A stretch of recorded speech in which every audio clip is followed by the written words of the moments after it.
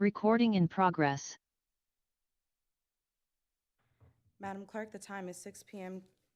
I call to order this special closed session of the Emeryville City Council. This meeting is being conducted in hybrid format. You can join us here at 1333 Park Avenue here in Emeryville, or join us via Zoom, utilizing the information provided on the agenda.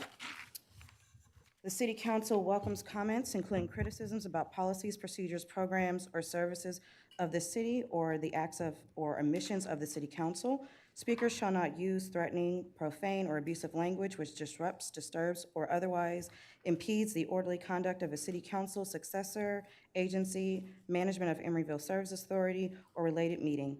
The city is committed to maintaining a workplace free of unlawful harassment and is mindful that city staff regularly attend city council meetings. Discriminatory statements or conduct that would potentially violate the Fair Employment and Housing Act includes statements or conduct that is hostile, intimidating, oppressive, or abusive, is per se disruptive to a meeting and will not be tolerated. Madam Clerk, please call the roll. Councilmember Bouders? Here. Councilmember Carr? Present. Councilmember Pryforce? Here. Vice Mayor Mora? Present. And Mayor Welch. Here. Item 3 is ex parte communications. Members, do any of you have any ex parte communications to report on for this agenda? Seeing and hearing none. Item 4 is public comment on closed session items. Any member of the comment that would like to comment on any closed session items can do so now for 2 minutes. Seeing no members of the public here in person, Madam Clerk, do we have any members wishing to speak online? No, Mayor. Thank you very much. At this time, public comment is closed. Item 5 is closed session, and Madam Clerk will be taking item 5.11 and item 5.12 in closed session. The time is 6:02 p.m. We are adjourned to closed session. Recording stopped.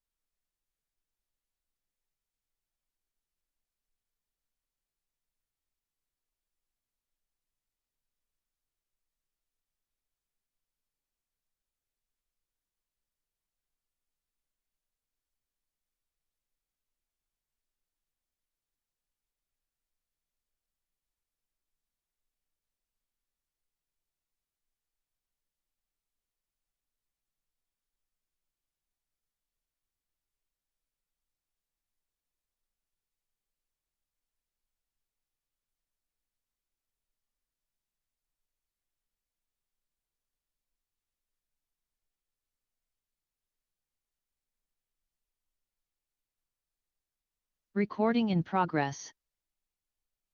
The time is 6:05 PM. We have returned from closed session. Mr. City Attorney, can you report out on any actionable items? I'd be happy to, Mayor Welch. On a motion made by Councilmember Botters, which was seconded by Councilmember Carr, the City Council, by a vote of 5-0, approved a settlement of the claim filed by Robert Snell for property damage in the amount of $3,550.24. Thank you very much. Madam Clerk, the time is 6:06 PM. This meeting is adjourned. Recording stopped.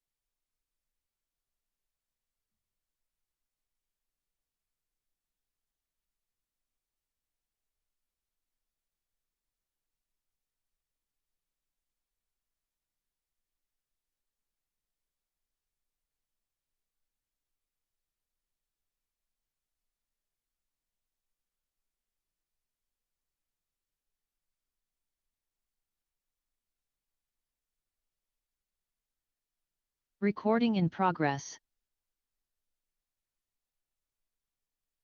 To order this special study session of the Emeryville City Council. This meeting is being conducted in hybrid format. You can join us here at 1333 Park Avenue here in Emeryville, or join us via Zoom utilizing the information provided on the agenda. The City Council welcomes comments, including criticism about the policies, procedures, programs, or services of the city, or of the acts or omissions of the City Council. Speakers shall not use threatening, profane, or abusive language which disrupts, disturbs, or otherwise impedes the orderly conduct of a City Council successor agency, management of the Emeryville Services Authority, or related meeting. The city is committed to maintaining a workplace free of unlawful harassment and is mindful that the city staff regularly attend City Council meetings. Discriminatory statements or conduct that would potentially violate the Fair Employment and Housing Act, including statements or conduct that is hostile, intimidating, oppressive, or abusive, is per se disruptive to a meeting and will not be tolerated. Madam Clerk, please call the roll. Councilmember Bouders? Here. Councilmember Carr? Present. Councilmember Pryforce? Here. Vice Mayor Mora? Present. And Mayor Welch. Here, item 3 is approval of the final agenda. Members, do we have a motion on Motion the, to approve the agenda. I second. we have a motion and a second. Madam Clerk, the roll, please. Councilmember Bouders? Aye. Councilmember Carr? Aye. Councilmember Pryforce? Aye. Vice Mayor Mora? Aye. And Mayor Welch. Aye. Item 4 is ex parte communications. Members, are there any ex parte communications for this agenda? Member Bowders? Thank you. I had meetings with members of the Alameda County Department of Public Health, as well as the American Lung Association and other community-based stakeholders in pursuit of this item. Any other? Likewise. As did I. Anyone else? As did I. Item 5 is public comment for items not on the agenda. Any member of the public that would like to make a comment on items not on this agenda can do so now for 2 minutes. Seeing no members of the public in person, Madam Clerk, do we have any speakers online wishing to speak? No, Mayor. Thank you. Public comment is now closed. Item 6 is our study session on tobacco retailer license requirements. And Mr. City Attorney, I will hand it to you. Thank you very much, Mayor Welch and members of the City Council. Today's study session, the topic is tobacco retailer license requirements. This was a future agenda item, next slide please, which was put on, proposed by Mayor Bowders on October 17th and supported by a council vote. It's okay.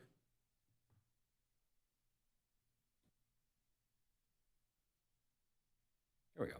Okay, so this was on October 17, 2023, a future agenda item was proposed by Mayor Bowders and supported by council's vote to study potential ordinances to require that a tobacco retailer license be required to sell tobacco products in Emeryville, and revisit the city's smoking pollution control ordinance to eliminate the exception for smoking rooms.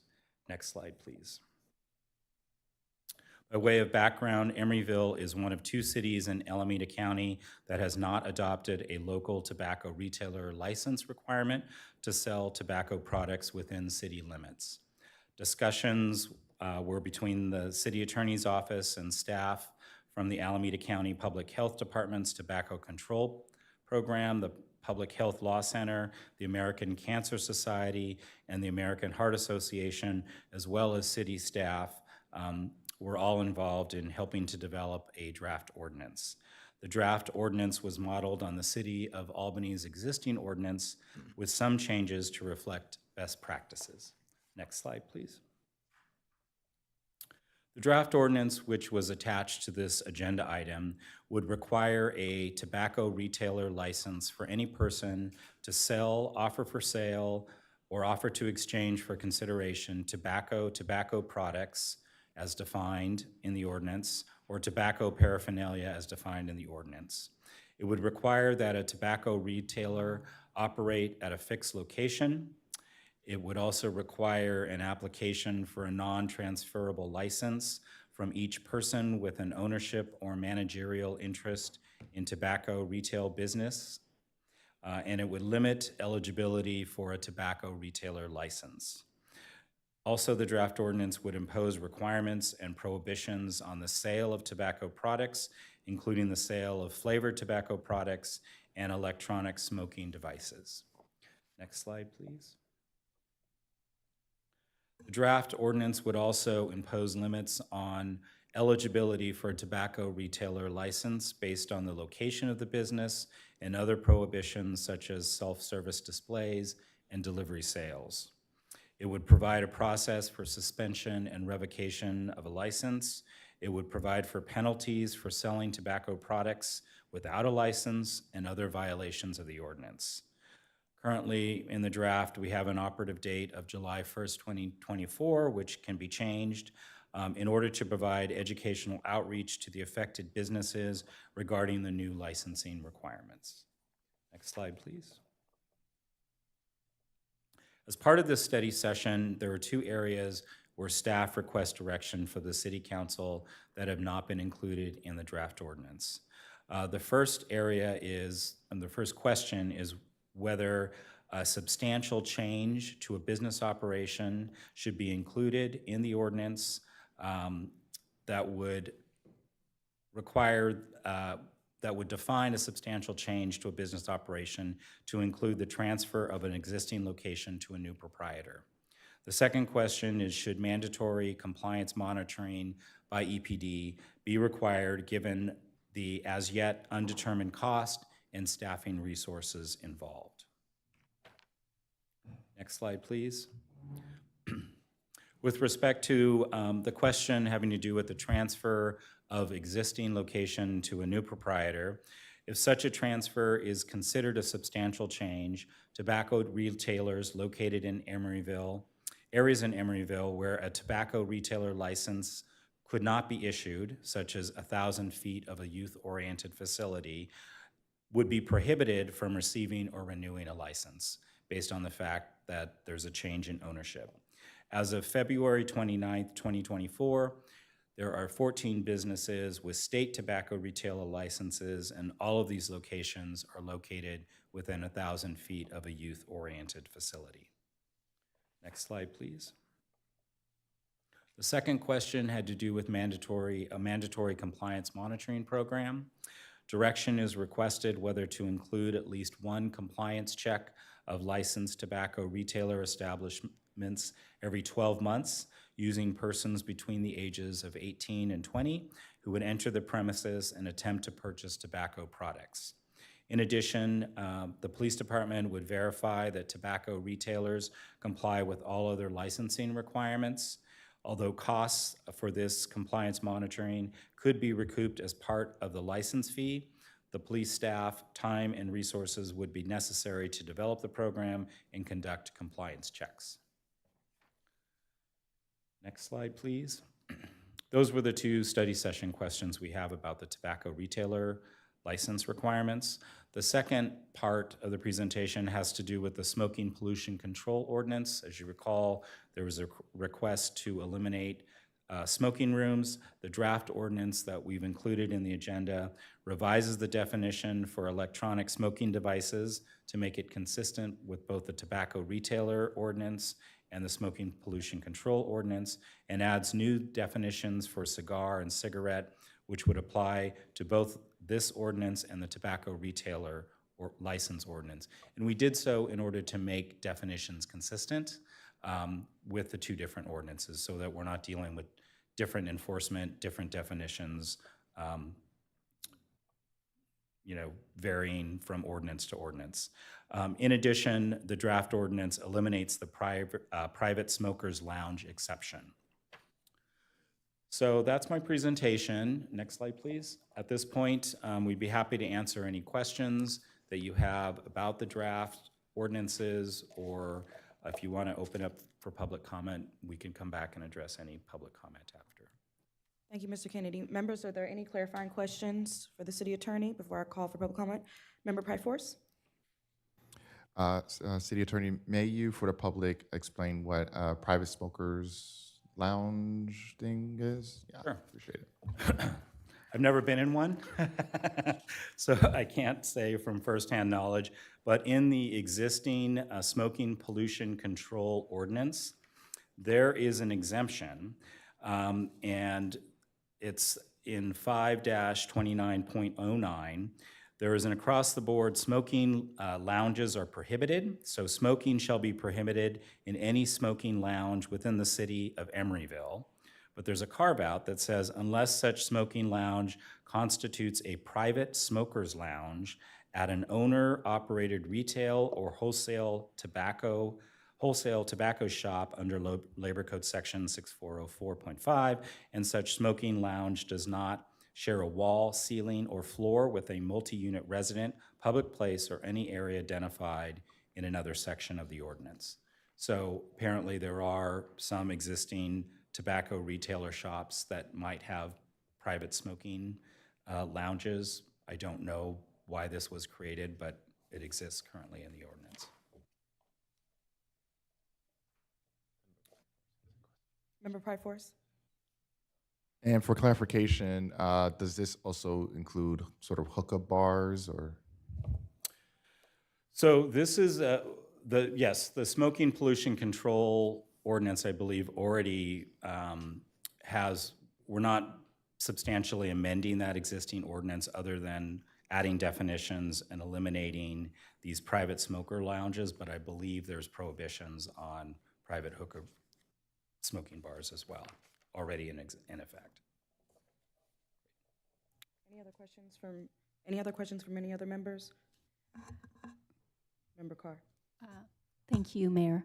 I would like to ask if it's only the EPD that can do the implementation and enforcement, or can we go to Alameda County for that?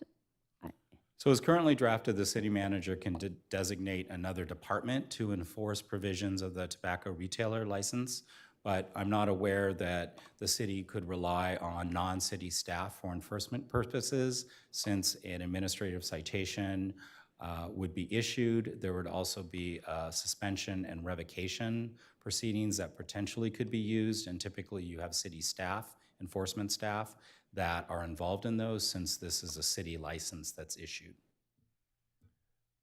I could add to that if you'd like, which is just to provide a little additional information.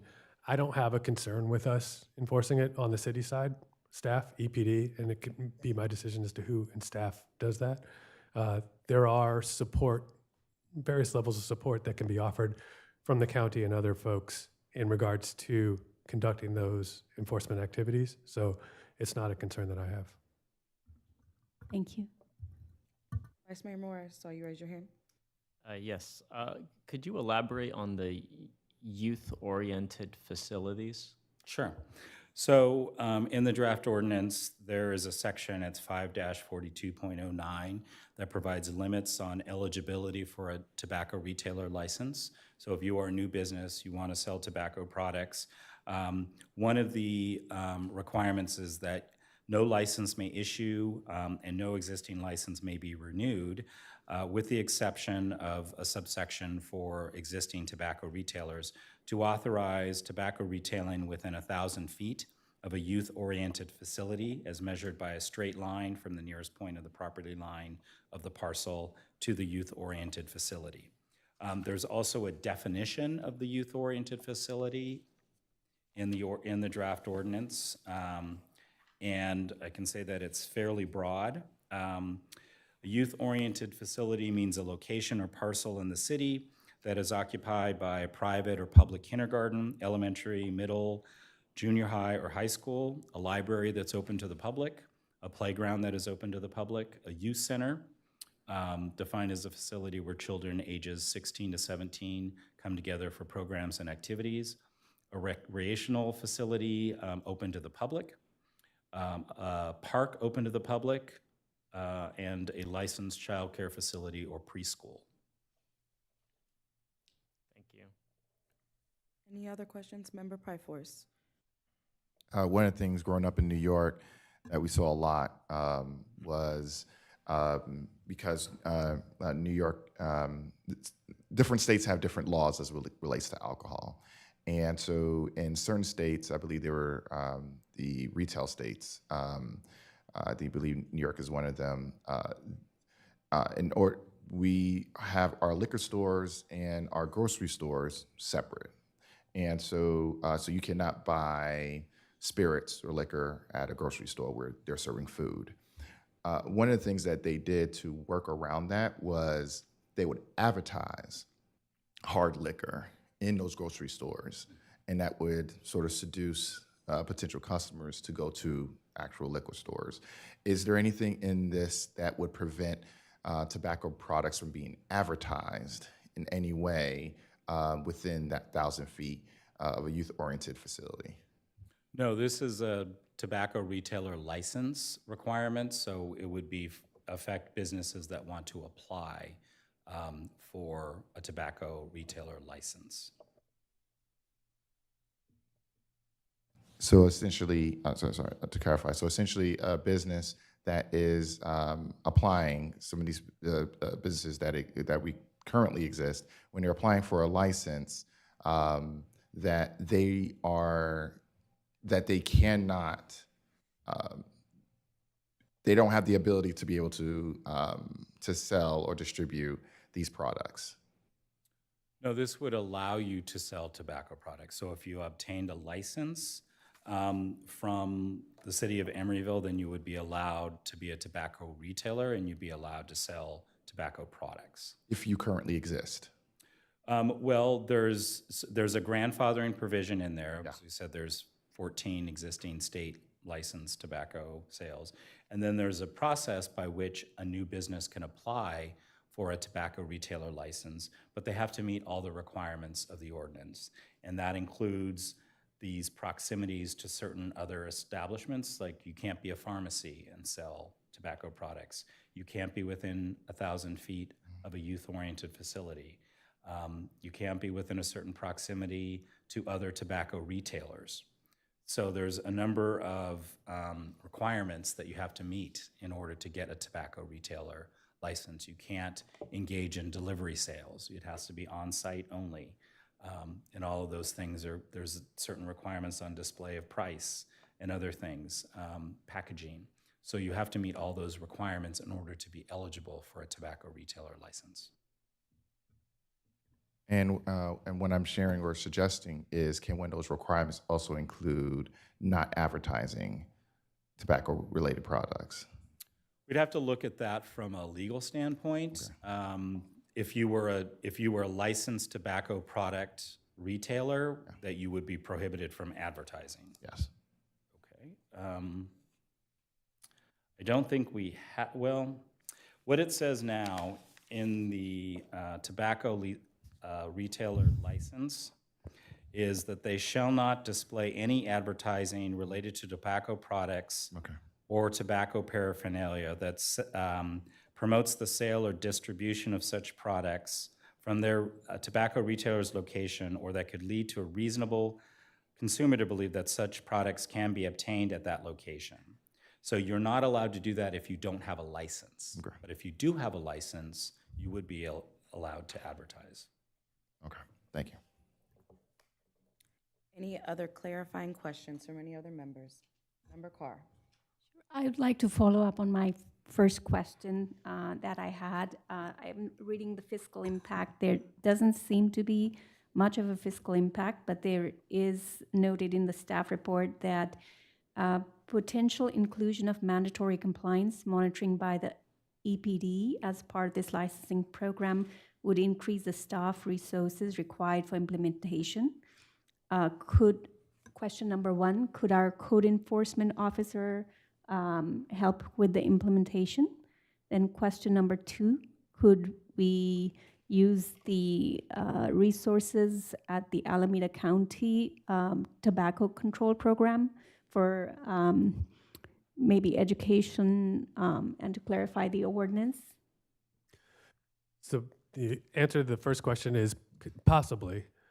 Typically, we've had EPD, for example, right now they do proactive enforcement of alcohol sales, so they're kind of suited for that. But we could look at both of those. And then the second question, at the Alameda County Health Department Tobacco Control Program definitely does have ways that they can support us in that work, and they've offered to do that. Thank you. I just wanted to better understand the enforcement aspect. So one of the discussion points is the mandatory enforcement topic. And am I to understand that from the city staff's perspective, that's not an issue, or that it's just enforcement in general is not an issue? However, the mandatory enforcement as defined and proposed in the ordinance for inclusion is overly onerous or restrictive or doesn't give flexibility? Yeah, so what I'm saying is that for what I'm not concerned about is having one annual check per year on each of the tobacco retail establishments that the city conducts. So of course that will take some time. It'll take some time to set up that program. It'll take some time to actually do the enforcement work to go out there, but it's not a sufficient amount of time that it would be overly expensive in a way that concerns me. Thank you. Any other questions for our call for public comment? All right. At this time, I'll call for public comment. Any member of the public that would like to comment on the item has 2 minutes to do so. If you're in the audience and you would like to make public comment, please come in and line up. Good evening, City Council. My name is Jen Granlahana. I'm from the American Cancer Society Cancer Action Network. We have a project called Rooted in Community Empowerment that's working here in Emeryville to reduce tobacco burden on the community. I want to thank the council members for their time meeting with us, especially Councilmember Botters, who asked for this study session, and the city attorney, who worked closely with us drafting the tobacco retail license ordinance that aligns very closely with best practice. So Emeryville has a track record of adopting policies to protect community and promote health. Tobacco is a leading cause of cancer and preventable death. So adopting a policy to regulate tobacco sales may be the single best thing you could do to protect the health of your community. The tobacco industry uses flavors to make tobacco seem less harmful and appealing to kids. And it works. 90% of adult smokers started by the age of 18 and begin a lifetime of addiction. Last year, the state began implementation of a law to end the sale of most flavored tobacco products.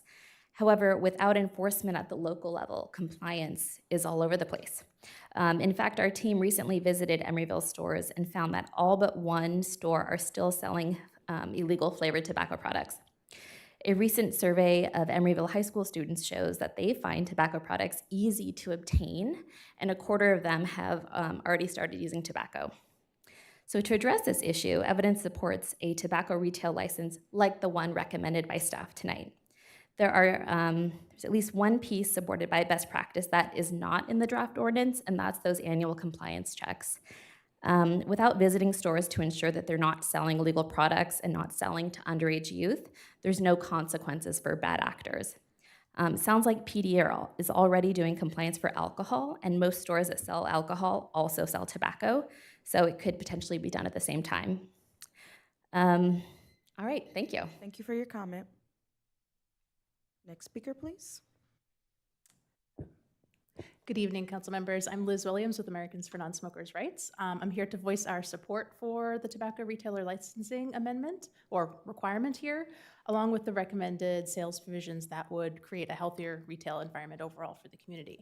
In particular, we encourage the city to end the sale of all flavored tobacco products without those exemptions that are in the state law. And that's because that would help create a simple, strong, and fair law that is easier for retailers and customers and enforcement alike to understand and to comply with. We'd also like to see the city include that proactive compliance monitoring. It's best not just to rely on a complaint-based process for enforcing sales laws. It's a lot better and the best practice to require these proactive checks, which are much more effective. We also encourage you to include the non-transfer of a license to a new owner when the stores are located by those youth-sensitive places or other retail tobacco stores. That helps, eliminate or reduce the number of retailers over time in a responsible way. I do also support eliminating that private smokers lounge. That would be great to see that removed from the current ordinance. And just by adopting these requirements, again, as you heard, Emeryville will be much more in alignment with your peer communities throughout Alameda County. Is one of only 2 cities without this TRL, and that really helps. That's a great framework for these other types of provisions you're considering. And all these provisions work together just to create an environment where you're reducing the impact of the tobacco industry's really predatory marketing and to limit the public health consequences of tobacco product use. So we really appreciate your consideration of this issue. Thanks. Thank you for your comment.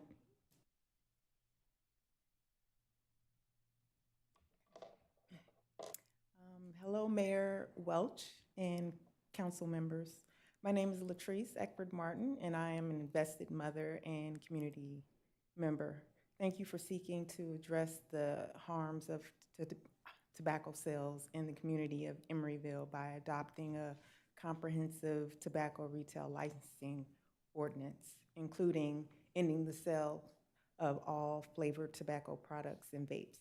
The tobacco industry targets youth and communities of color with aggressive marketing of tobacco products. The same companies that for years denied the effects of cigarettes and secondhand smoke. In California, it is illegal for retailers and clerks to sell tobacco products to any under age of 21. I have confiscated 2 vape pens from my 13-year-old just this year. Enforcements for the sale of tobacco products are needed, such as annual compliance checks to ensure tobacco retailers are complying with the laws. Please act now to protect youth and vulnerable residents from a lifetime of addiction to tobacco. Thank you. Thank you for your comment. Next speaker, please. Good evening. My name is Kristen Lockhart, and I'm speaking on behalf of Rooted in Community Empowerment, a project of the American Cancer Society Cancer Action Network. We would like to thank the City Council members for allowing us to speak this evening. We've been working in the city of Emeryville to provide tobacco education and resources within the city. As part of this work, last week we were able to complete store observations of tobacco retailers here in the city of Emeryville. Of the 12 stores we observed, 11 of 12 sold flavored tobacco products, with the smallest pack of those flavored products being under $3 in price. One thing that I also wanted to highlight is that there are 6 stores literally on San Pablo that are all within walking distance and kind of clustered together. Studies have shown that communities with higher tobacco density areas, it impacts individuals who are currently in that quit stage, so it makes it harder for them to stop smoking. And it also increases youth to be enticed by utilizing tobacco products. So if we put in a TRL that enforce lower price products to be enforcing a minimum pack size and minimum price size, that would help reduce the youth access. Thank you. Thank you for your comment. Next speaker, please. Hello, and thank you so much for allowing me to speak today. My name is Joyetta Williams, and I'm a member of the Alameda County Tobacco Coalition. I am here because easy access to cigarillos poses a particular risk to Black youth. In fact, cigarillo use amongst Black high school students in Alameda County has been recorded that twice of their peers are using tobacco. And it is believed that that's due to the marketing and the proximity to their neighborhoods. In a 2022 store survey found that 86% of Emeryville tobacco retailers sold cigarillos and sold them in a pack of 1. So they're selling them in singles where they're easily accessible to youth. And this TRL will basically stop that and help mitigate the issue of tobacco addiction. This ordinance is only as strong as its enforcement will be. Codifying at least 1 annual compliance check in the city's TRL ordinance ensures that it's effective reducing tobacco products access for Emeryville residents. Ideally, 1 tobacco sale inspection and 1 youth decoy operation annually per store would ensure that retailers are held accountable to comply with the law and not sell to minors. Our youth deserves a city that prioritizes their health and protects them from illegal use of tobacco products. Thank you for your consideration. Have a good day. Thank you for your comment. Next speaker, please. Good evening, council members. My name is Bob Gordon. I'm a volunteer with Alameda County Tobacco Control Coalition, also a volunteer with American Cancer Society Cancer Action Network. So I want to commend you for considering a strong local tobacco retail license, similar to what has been passed in many other communities. And specifically, I wanted to call your attention to the tobacco-free pharmacy provision, just to explain it a little bit. Emeryville can join 57 other jurisdictions in California that have already ended the sale of every tobacco product in every pharmacy. Now, ending the sale of all products in every pharmacy would legislatively end the sale of products in the 2 retail pharmacies in Emeryville, those 2 being Target with its CVS pharmacy inside and the Pack and Save Safeway that also has a pharmacy inside. So among those 57 jurisdictions in California, 4 city councils and the Alameda County Board of Supervisors have already passed such a provision as part of their tobacco retailer license.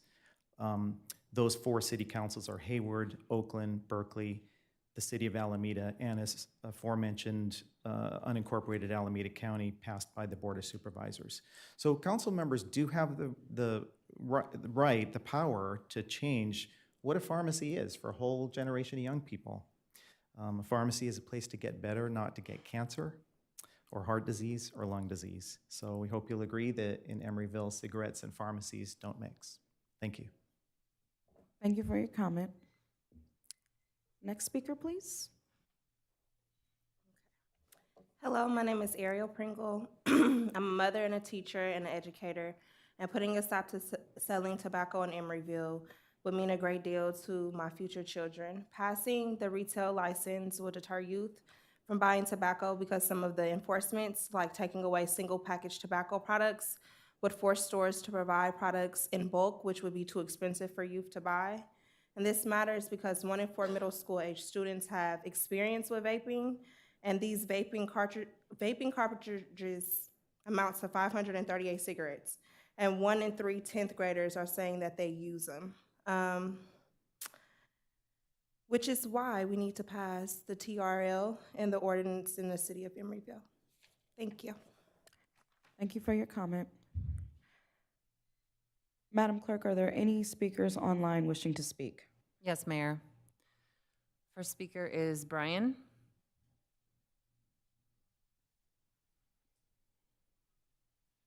Good evening. My name is Brian Davis, and I am Project Director of LGBTQ- Tobacco. We are funded by the state to, among other things, provide technical assistance to cities on the issue of tobacco pricing, including providing information on minimum pricing, minimum pack size, and coupon redemption restrictions. Your draft policy is in line with actions taken by other Bay Area communities, including most of Alameda County. A $10 minimum price for packs of cigars and cigarettes matches the Surgeon General's 2014 recommendation of $10 for a pack of cigarettes and is the current best practice. Your minimum pack size requirement and end to coupon redemption and discount tobacco sales inclusion is also first rate. These actions effectively close off all loopholes the tobacco industry could use to keep prices low. Over 100 studies have shown that higher tobacco prices reduce teen tobacco use and increase adult quit rates. I also see that your definition of cigar includes cigarillos and cigar wraps, which is important given that these products are often sold for 99 cents or less and are commonly used by underage youth to smoke cannabis, exposing kids to both drugs at once. One concern is the lack of the draft of a minimum number of required store inspections. Without regular checks, retailers will continue to sell cheap flavored products in violation of state and local law. Our team is available to provide information to city staff on these issues, including price-related policies adopted by other jurisdictions and other aspects of tobacco retail licensing. As our project is a member of the Alameda County Tobacco Control Coalition, we can be reached through County Public Health Department staff. Thank you. Thank you for your comment. Madam Clerk, the next speaker, please. Next speaker is Rachel.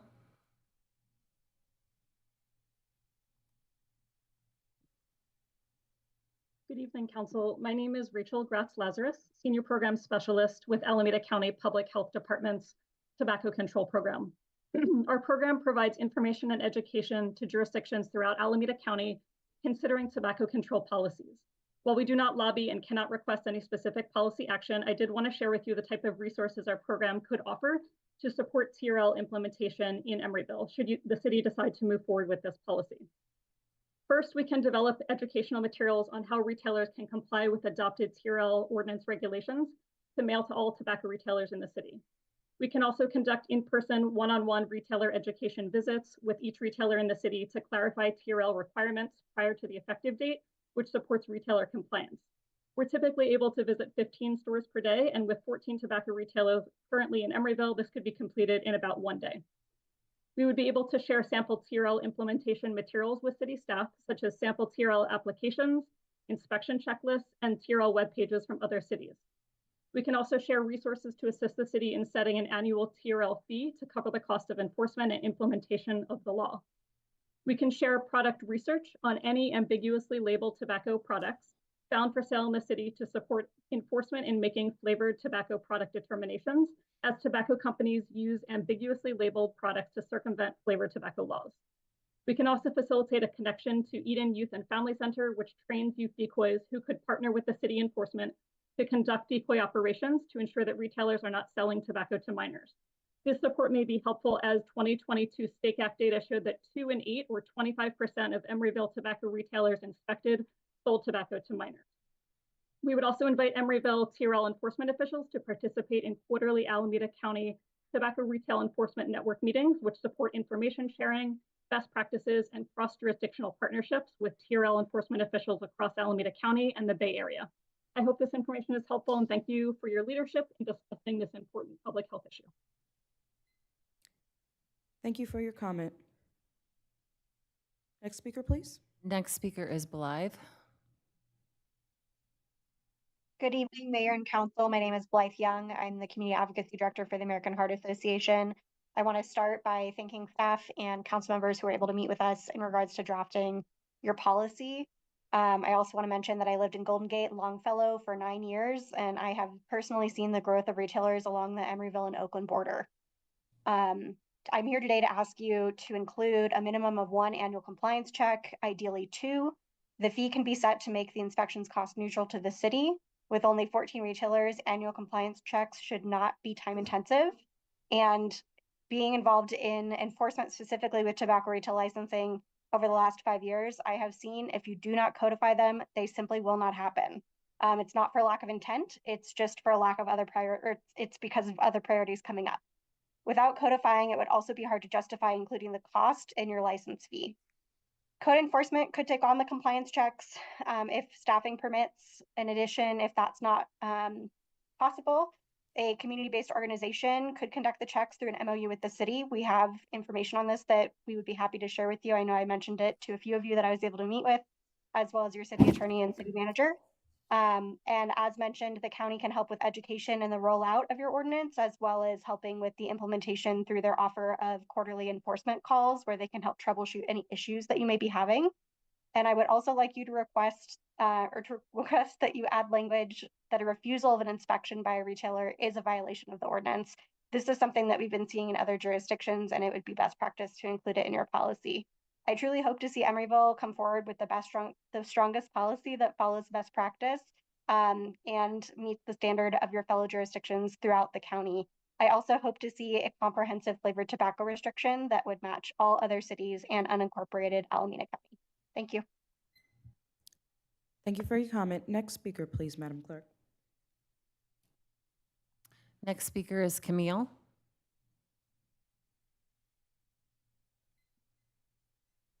Good evening, Council. Thank you so much for having me.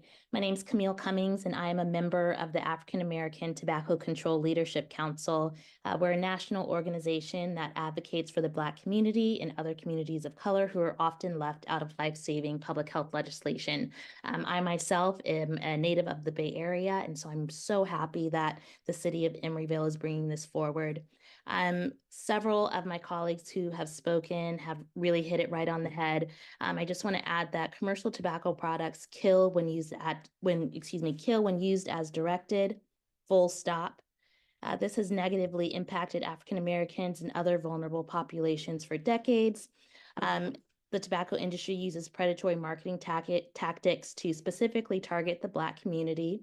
And each year, more than 72,000 African Americans are diagnosed with tobacco-related illnesses, and more than 45,000 African Americans die from tobacco-induced diseases each year.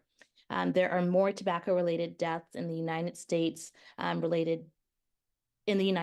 than deaths related to alcohol, AIDS, car accidents, illegal drugs, murders, and suicides combined. And in turn, the tobacco industry brings in billions of dollars. So the African American Tobacco Control Leadership Council strongly encourages you all to adopt a comprehensive policy that specifically is enforced with annual tobacco sales inspections that also include a youth decoy inspection so that we can ensure that these retailers are not selling to minors. We also encourage you to adopt a policy that prohibits the sale of all flavored products with no exemptions for hookah, and a TRL that is that prohibits, a policy that prohibits TRLs from being transferred to new owners when the store is located in close proximity to youth-oriented facilities or other tobacco retailers. Thank you for your comment. Thank you. Next speaker is Andy.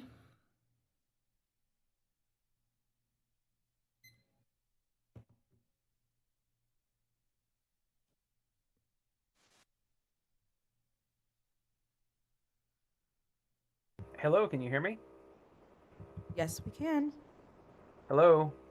Hello, we can hear you. I can't hear anything. Is there any audio? Can you give me a thumbs up if you can hear me? All right, great. Okay. This is for non-agenda items, correct? Thumbs up? No, this is for items. Oh, sorry. Okay, I'll be back. Sorry about that. Thank you. Next speaker is Jasmine.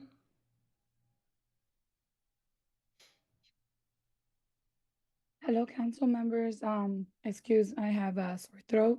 I just wanted to speak on behalf of retailers, and my concern is that there's not many here. I don't know if there was efforts to let them know that this was happening today.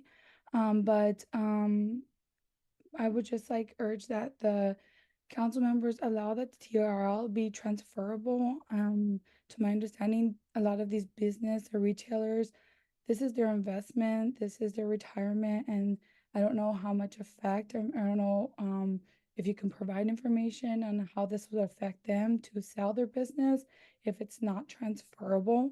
And another thing that came up was the electronic smoking devices. Totally understand to ban the sale of flavored tobacco because I know that's a huge issue. But what I'm hearing a lot more with the youth is the one-time use flavored tobaccos. And then there's a lot of electronic smoking devices that don't have flavor that actually help people kind of wean off of tobacco. Like what happens to them? Like where are they supposed to get that kind of electronic devices? I understand about the health. It's really, honorable to bring this forward, but there's just a lot of like unhealthy things that are sold even in CVS. If you take out tobacco, there's still alcohol, there's still candy, there's still stuff that causes other health issues. But I just want to make sure that we are taking care of our business owners and small business owners and retailers. Thank you for your time and consideration. Thank you for your comment. Madam Clerk, are there any other speakers? No, Mayor, there are not.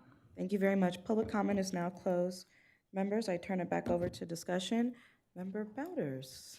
Thank you so much, Madam Mayor. And I want to begin by thanking all the advocates who are here today, all the advocates who've worked in partnership with myself and the city staff. I want to especially thank City Attorney John Kennedy. In 2018, I worked with many of you and some who aren't here today on the Smoking Pollution Control Ordinance, and I'm happy that we're back here today with the tobacco retailer's license to conclude the important work we needed to do here in Emeryville to bring public health into the modern era on regulating something that is a known addictive substance that takes lives from us every year. I just wanted to note a few things in light of a number of the comments that were made. First is that the non-transferability of a license with no automatic transfer is actually in the ordinance. So there is no automatic transfer of the license in the ordinance. Anybody who wants to get a license, if they acquire a building or they change the use would have to apply for that. Mr. City Attorney agrees with me, correct? Thank you. So that is in there already. Second, there is no individual sale of individual products to cigarillos and cigars. They're going to be packaged in a way that requires them to be sold in larger packs, which reduces the likelihood that young people who have access to smaller amounts of money would be able to buy one-off sales of these. Next, there was a comment about efforts to engage retailers, and I want to thank Chad Smalley and Economic Development. We did reach out to all 14 retailers in the city, provided them information on this ordinance, as well as information about this hearing this evening. A few things related to the ordinance itself that I just want to put out there, and I'm going to ask for council to support as we move this to something that can be at a public hearing. First, on the tobacco retailer license portion of this, I support the inclusion of substantial change in behavior provision. So if a retailer engages in a substantially different behavior, as was asked to us by staff, with the conduct of their business, that this would trigger the restrictions around the license. So being excluded from certain zones and spaces that are intended to be protected. Second is I strongly support compliance monitoring. I'm going to be supportive of one annual to start, but what I'd like to ask us to do that doesn't need to go in the ordinance, but is to give direction to staff that if we implement it July 1, that after we've done our first annual compliance monitoring check, that should be reported back to council. And if it yields evidence that there's a major problem with compliance, then we should consider additional monitoring tests per year. So start with one at a minimum. I also would like to ask that we add, as was suggested, that refusal of an inspection is a de facto violation if that's not already in the ordinance. Is that in there? It actually is. Okay. I did want to point that out. So in terms, it's under a section that defines lawful business operations, and it says in the course of tobacco retailing or the operation of the business or maintenance of a location for which a license has been issued, it should be a violation of this chapter for a licensee to refuse to cooperate with any compliance check conducted by the department. Perfect. Thank you so much. And then just to add that, to include those substantial change in behavior and the compliance monitoring, the two questions that were asked of us this evening. And then on the smoking pollution control ordinance, we removed the standalone smoke room exemption that is not something that exists currently in Emeryville, and we don't need it to exist in Emeryville. And there were a number of definitional changes that were made to align both ordinances around one set of definitions. And I'd like to make one clarification. In new subsection E under electronic smoking device, we just, I think, need to have language that makes it clear that that provision is not applied to cannabis products, because we have a whole separate cannabis ordinance and we have cannabis regulations elsewhere. I think all the other definitions do a really good job of outlining tobacco and nicotine products throughout the ordinance. And we deliberately separated these ordinances because of state laws around cannabis. And so because this new definition speaks very broadly, and I think that's a good thing, to vape pens and vaporization and aerosolization. I just want it to be clear this is still, that definition is related to tobacco, so there isn't any legal quandary over the fact that we look like we have slightly different definitions around the same topic.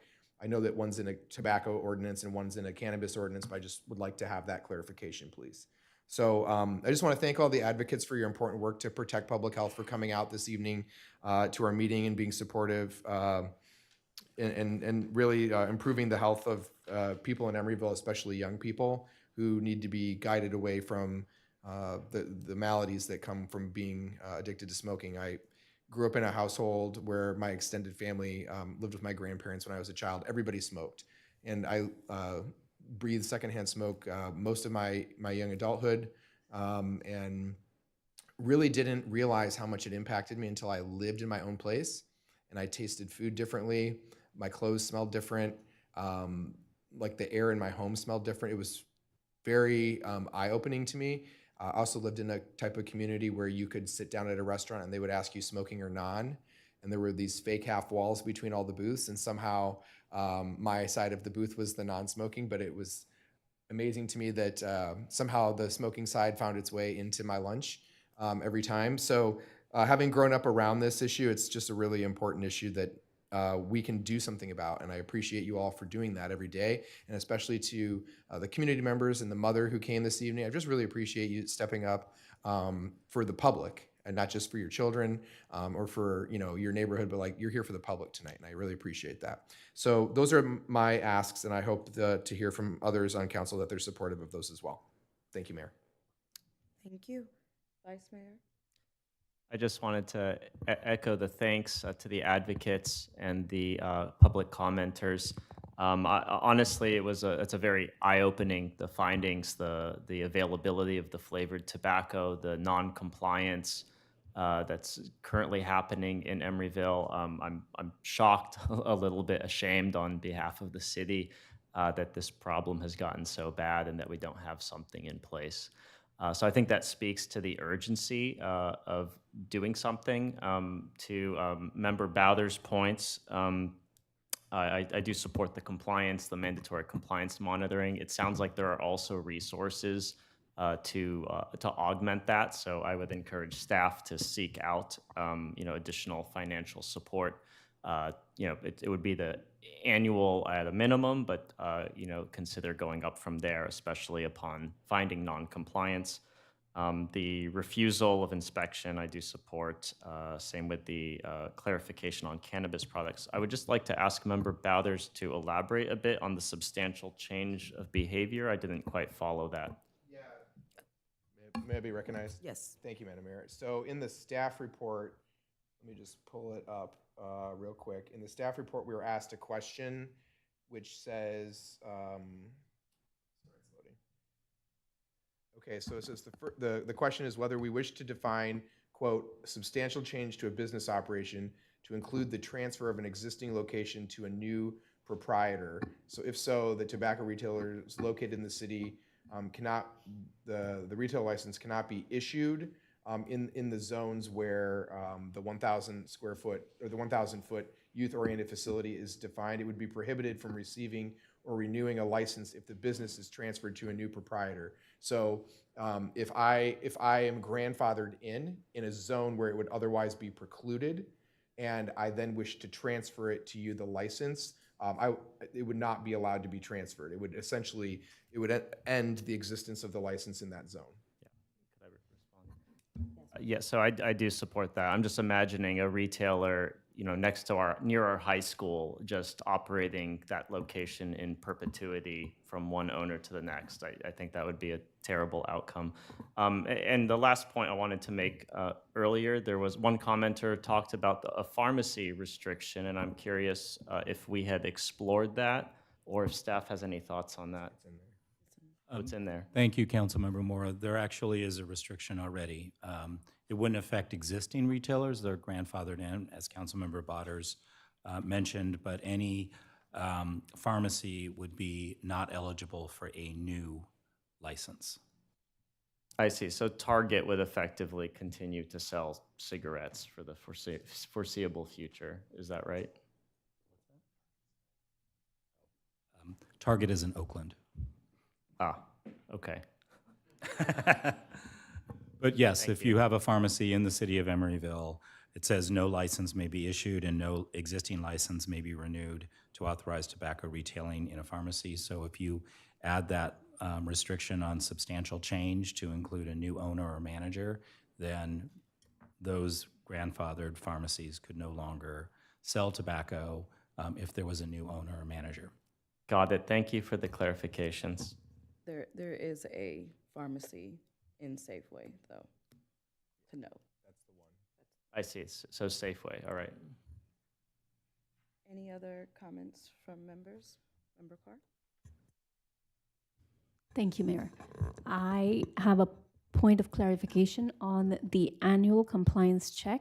It seems to me that there is an agreement on an annual compliance check to begin with and then determine if further annual compliance checks are needed and they're not in the ordinance?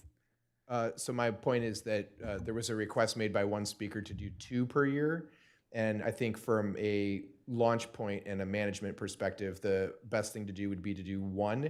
But to get a report So in July of next year, if it turned out of the 14 that we checked, 9 of them, for example, are violating the ordinance, that may make the council wish to amend this ordinance to change it to 2 per year, right? So that there's a more regular, a 6-month check as opposed to a 12-month check. It will happen once a year in perpetuity, but in terms of the frequency, to start with 1, and if there's a reason to do more because everyone's breaking the law, then you could vote to do that next year. I fully support that.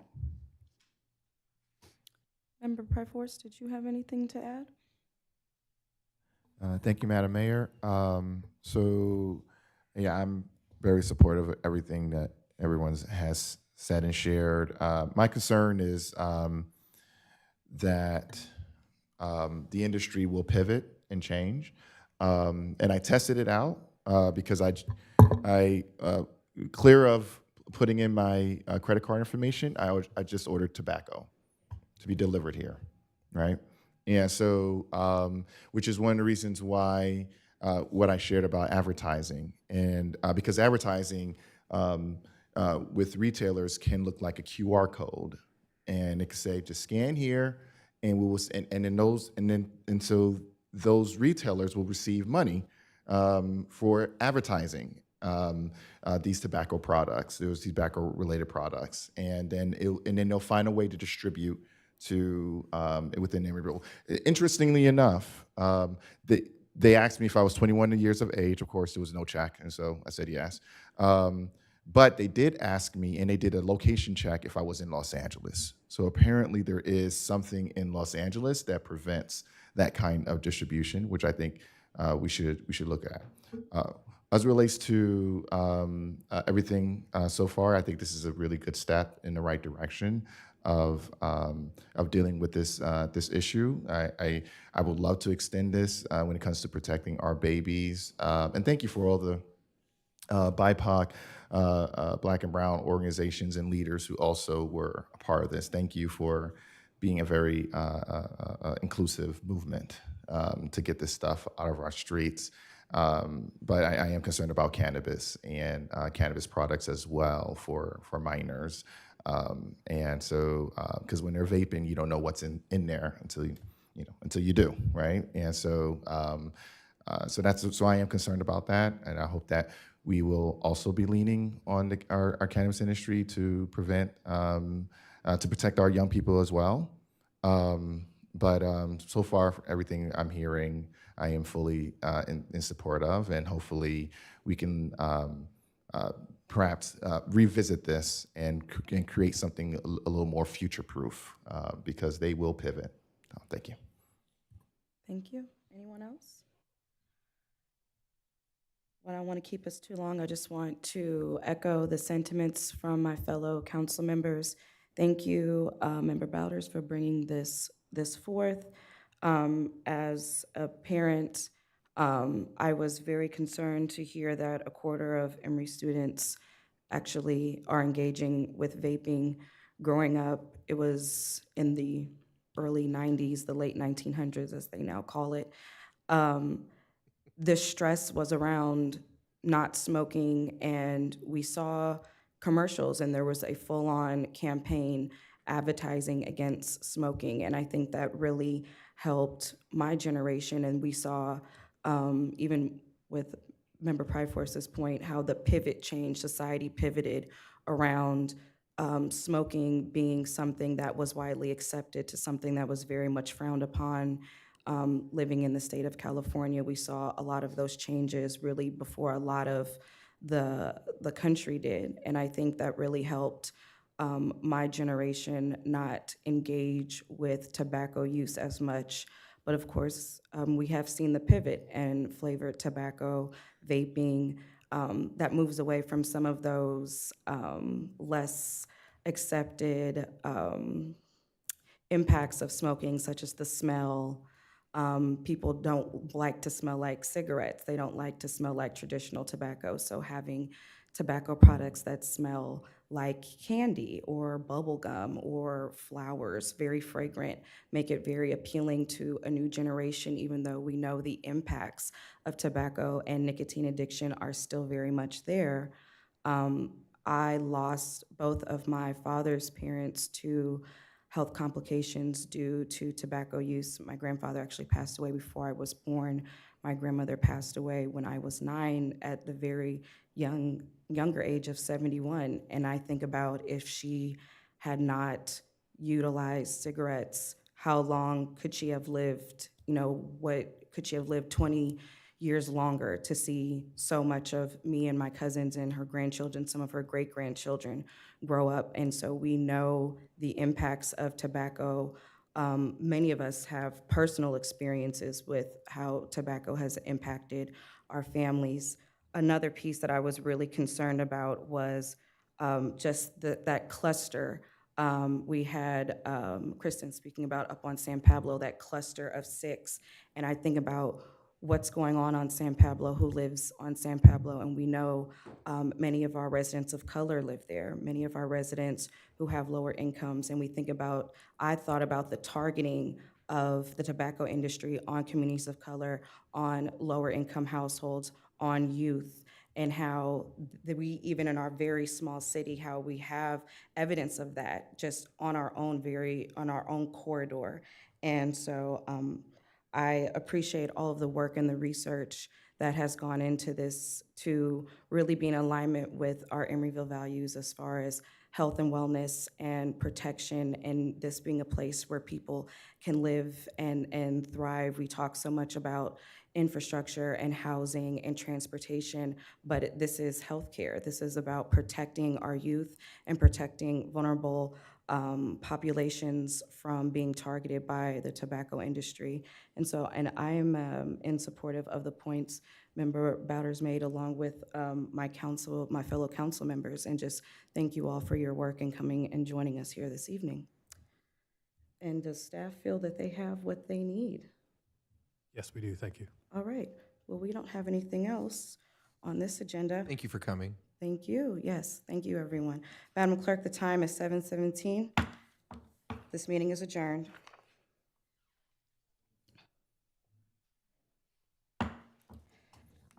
The time is 7:17 p.m. I call to order this special meeting of the City of Emeryville City Council.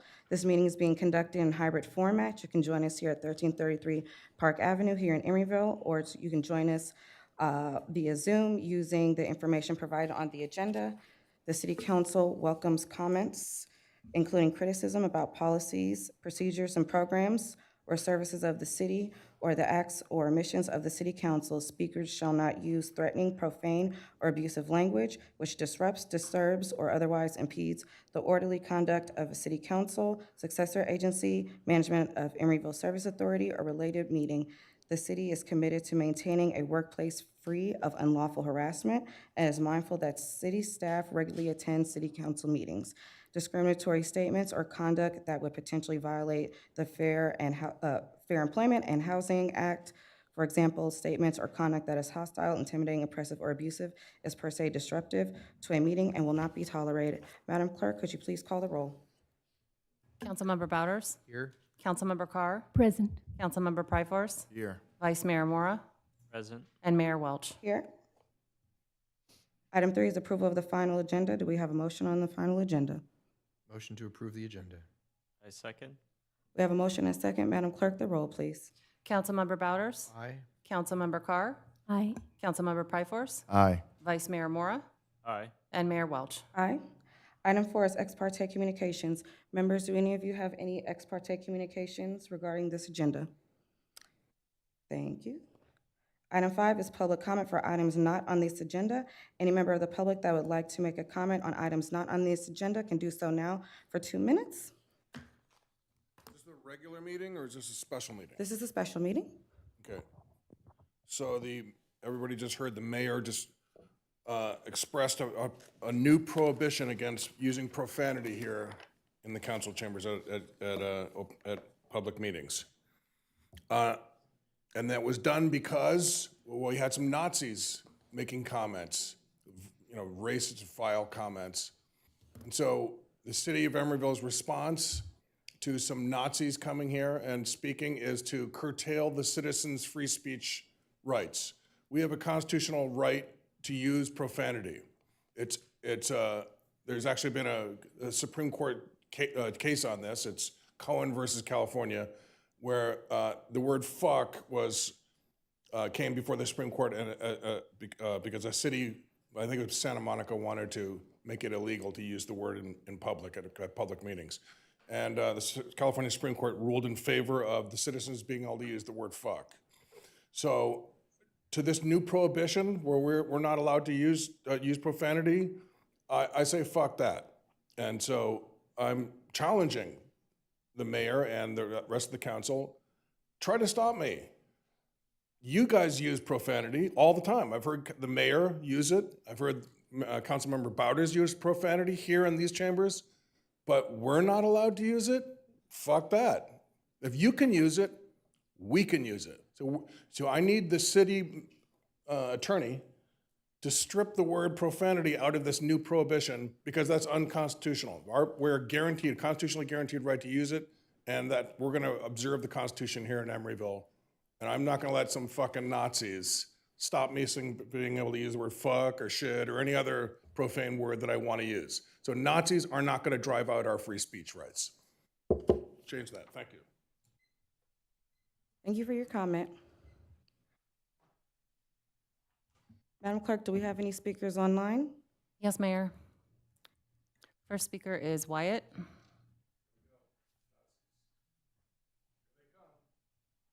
Hello, can we hear you? Yes, we can hear you. All right. That was interesting. So I'm just gonna add on to that. This is for the fucking she-boon and the fucking mammy cat. Fucking nigger lives don't fucking Madam matter. Clerk, please remove the speaker for disruption. Next speaker is Sizemillion. Yeah, hello. Sorry, I accidentally mistyped, but it's 6 million more. I'm curious, why the fuck are you? Did you just get out the shower, nigger? Like, what's wrong? Please remove the speaker for disruption.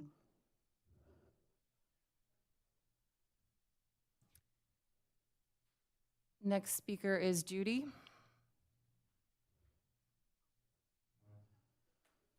Hello there. Did you call my name? We can hear you. Please continue. Okay, I didn't know if you called my name. If you have it on there, did you get my last name too? I thought you addressed people by their first and last name. Please continue with your comment. All right, well, Judy Stroyer. I'm calling to tell you that the gentleman that was here talking about free speech a minute ago, and he challenged you because you have an unlawful rules in your chamber to limit free speech. And he's right that the only free speech that can be limited by that in the Brown Act are threats and calls to violence. And no one's doing that here. They're just making fun of your silly hat. So don't take it personal. The other thing is when the guy said, fuck, you let him get away with it. And it's what you should do. You're doing the right thing by the Constitution and the First Amendment and the Brown Act. Again, what you also need to do is you need to listen to people when they say fuck Jews. And when they say fuck Please Jews, remove you the need to speaker listen for to them. disruption. You dumb bitch. Order in the chambers, please. Thank you. Next speaker is Rex. Wow, what a crazy meeting we're having here tonight. I wanted to talk about infrastructure, but seems like there's kind of a theme going on. So fuck niggers, fuck Jews, hail Hitler, Please white fuck. remove the speaker for disruption. Next speaker is Andy. Yes, thank you for giving me the opportunity to speak. I have a speech here, and I don't have any, swear words in this one, so here we go. I have a few things I'd like to talk about. People are noticing a great amount of anti-white hate coming from the federal, state, and local governments. We have government-run programs that give assistance to non-whites only, such as housing vouchers to asylum seekers. We have a criminal justice system that lets criminals burn, loot, and murder, but investigates Christians for praying at baby murder factories. We have corporations controlling 96% of the media.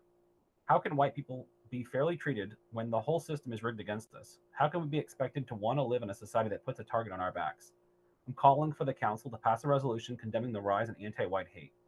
We have a right to address our grievances, and regardless if you like it or not, it's your job to hear these statements. White people are sick and tired of being attacked, robbed, raped, and murdered. You can learn more at gtvflyers.com and goyamtv.tv.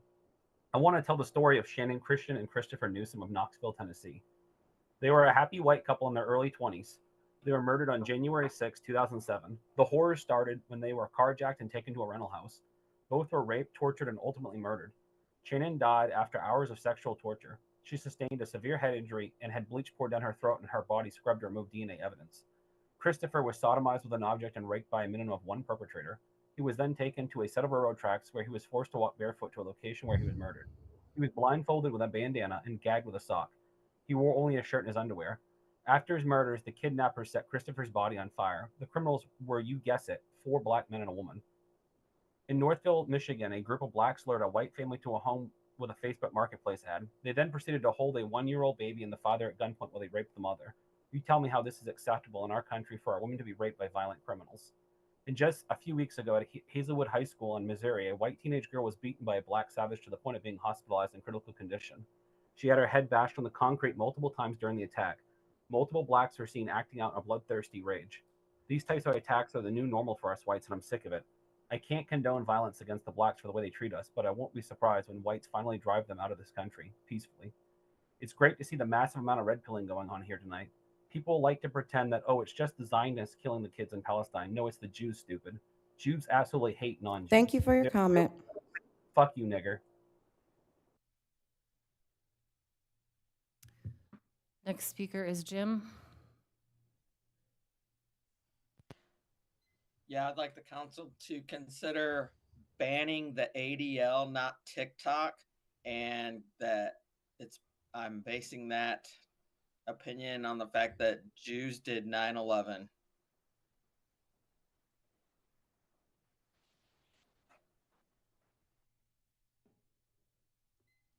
Next speaker is Rob. Good evening, Emeryville City Council. Am I coming through clear? We can hear you. Fantastic. Yeah, I really like that gentleman who was speaking in person about your little clause you added about profanity in city council meetings and how that's completely unconstitutional and against the Brown Act. I know that that was mentioned, but since when is any person not allowed to express their First Amendment right to free speech in a public forum, such as a city council open agenda or non-agenda public comment period, such as this, whether they adhere to any specific political ideology, whether they happen to be a Democrat, a Republican, a conservative, or a liberal, a communist, or even a national socialist. That should not come into effect with you shutting people down speaking. I want to hear from all sides and all of the constituents in this area's opinions. I don't want to hear a one-sided argument, whether it's from the right or from the left, whether it's from a third or fourth position. Everyone should have the equal right under the Constitution and the First Amendment to speak however they would like to speak, obviously with no threats or incitement to violence. That is wrong, and I think we can all agree on that. However, it seems very strange to me that even though we're all equal under our Constitution and our laws, that there seems to be, you guys are specifically censoring anyone speaking out about Jewish people. I find that kind of odd. I'm not saying anything negative about Jewish people, but how come nobody is allowed to criticize them out in public forums, but we can criticize white people openly? And in fact, in plenty of other city councils, there's open calls to defund the police and, defund white people in general, defund the white middle class. But we have one commenter a little earlier who wasn't even swearing, who mentioned the word Jew or Jewish, and you cut them off right away. That's unconstitutional, and you should probably consult your city attorney and maybe read the Brown Act. Recently, I believe it was in San Francisco, there was a $300,000 Thank you payout for your comment. denied his First Amendment right. Thank you. Next speaker is Hillary. My goodness, some of those previous comments, attacking your hat. I mean, I guess I get it. It does look like a prolapsed anus, but I mean, niggers have no taste. They Remove never the have. I don't know. move the speaker for disruption, please, Madam Clerk. Next speaker is Ben.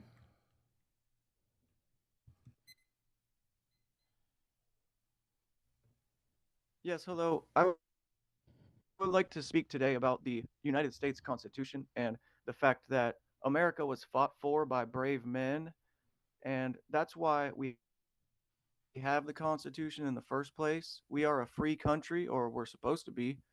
And the First Amendment has no different sections to it that say that you can't say this about these type of people or you can't use these type of words. It says that you have free speech.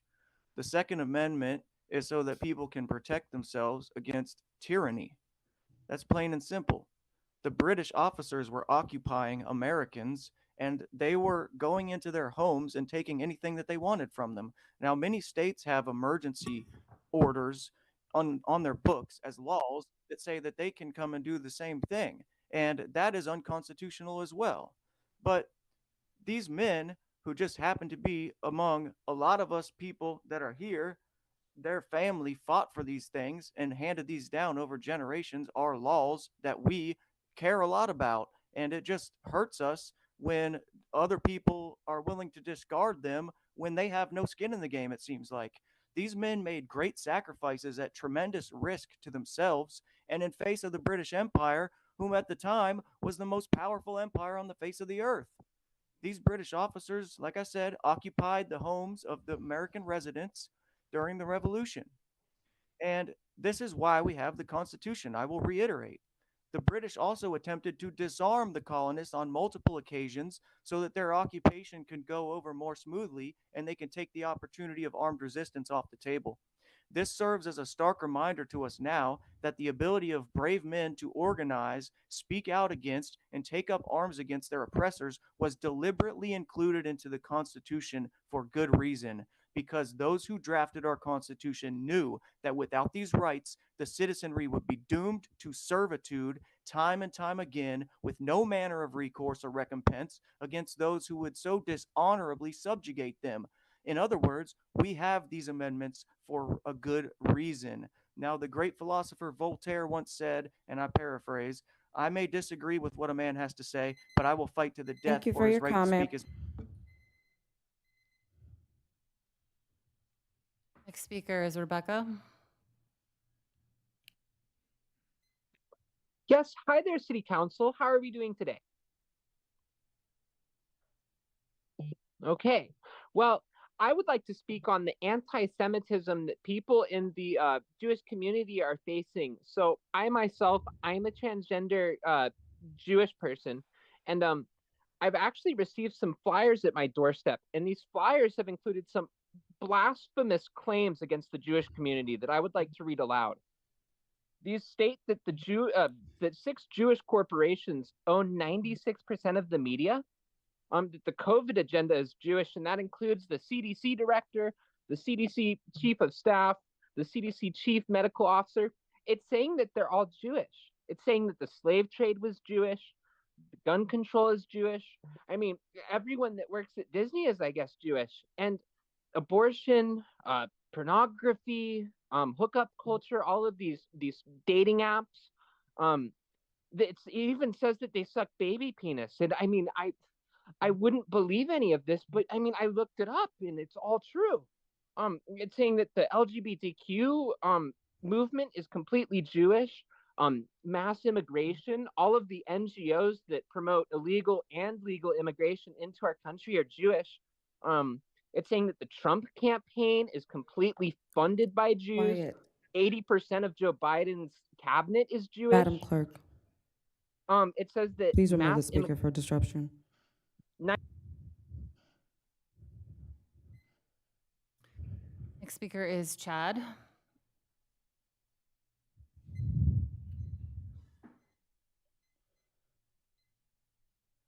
Can you hear me? I'll take that as a yes. Well, what an evening. Well, it looks like we're all fatigued here, aren't we? We're all can see what's happening. Our society is imploding in real time. And how does one destroy a society? Well, you make the art ugly. You make the porn free. You make God a joke. You make food poison. You make dads optional. Make politicians rich. Make money worthless. Make buildings oppressive. Make men and women compete. Make children hate their ancestors. And who is behind this? Well, it appears that it's the hook-nosed rat-like creatures that are behind this Please agenda. remove the speaker for disruption. I do not need help from the public. Thank you. Next speaker is Mike.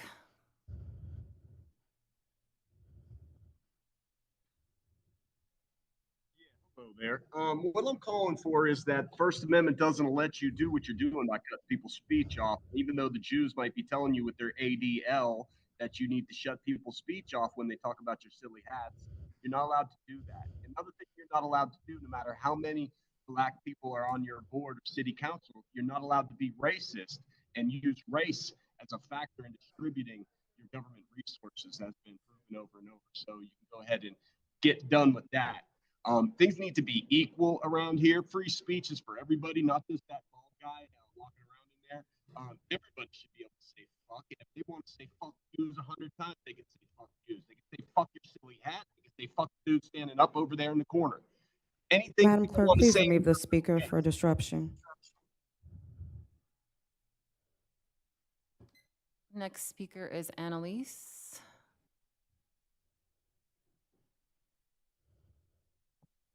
The audacity of the white folks, though, I swear, out here with that nigger white power. Please remove the speaker for disruption. Next speaker is Johnny. It really was the Jews, though. They really did 9/11. It wasn't the Please Muslims. remove the speaker for disruption.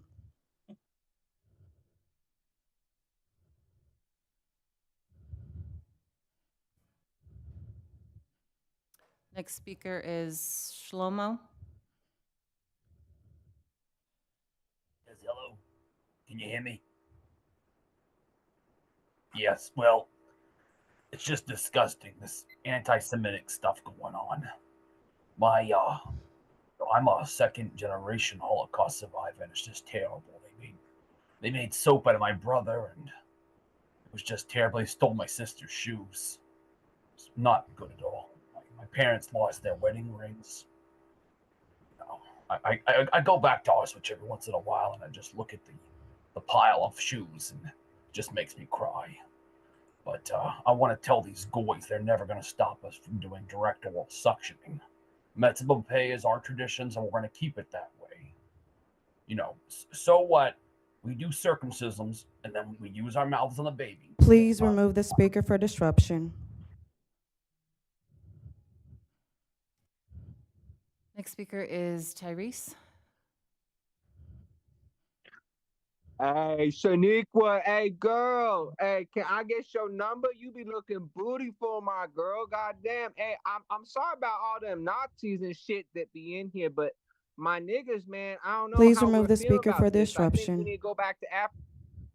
Public comment is now closed.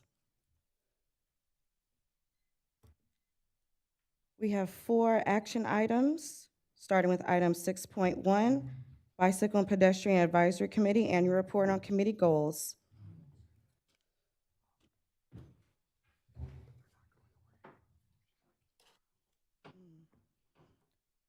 Do we have any presentation for item 6.1?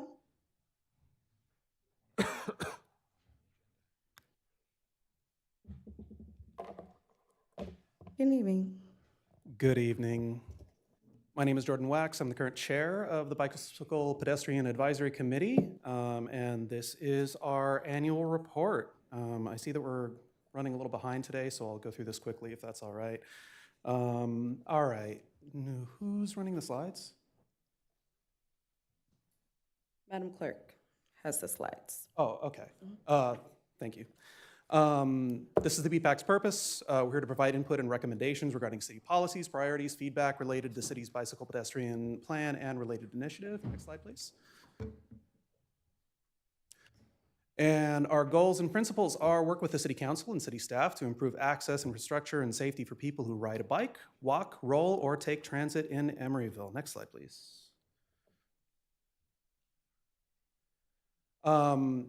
Yeah, thank you to everyone who was involved in all of the progress we've made this year. I'm about to get into it, but it has been a great year. There's been a lot of support from staff. There's been a lot of support from city council in getting these really important objectives of ours done.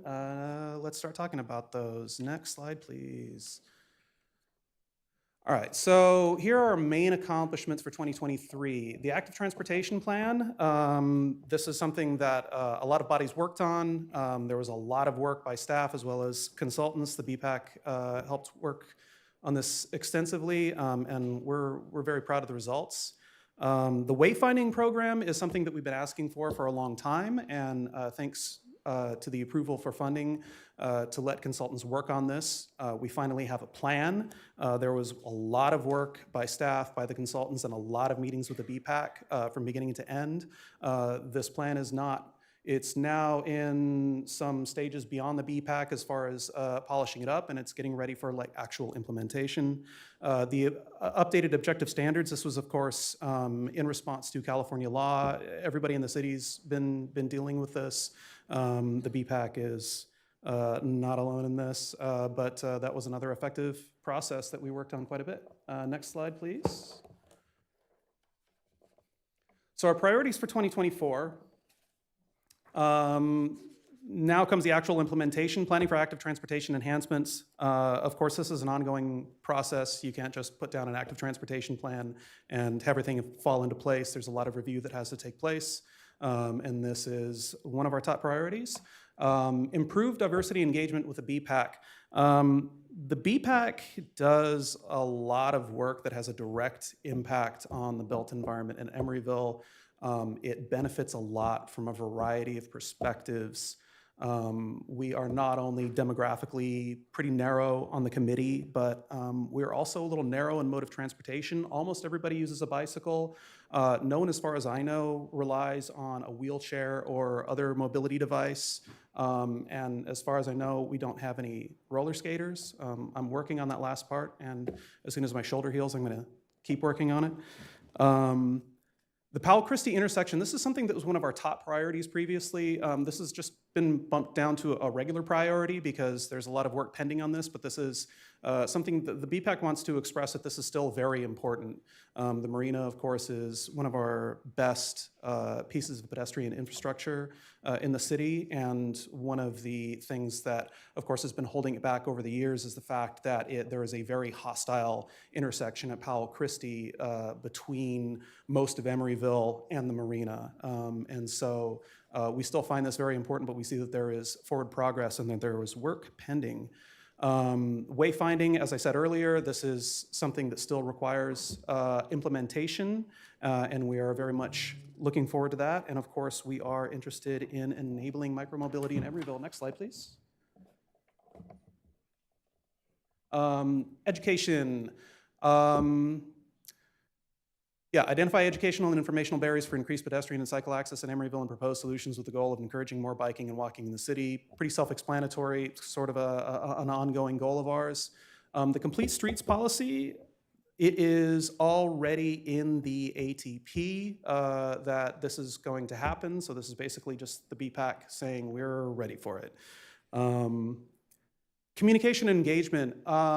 This is something we talk about a lot. There's a significant overlap between effective communication and engagement with the community and increasing diversity of both members' perspectives and also increasing public participation, whether that be people actually participating directly in the meetings, by being there or calling in or sending in comments.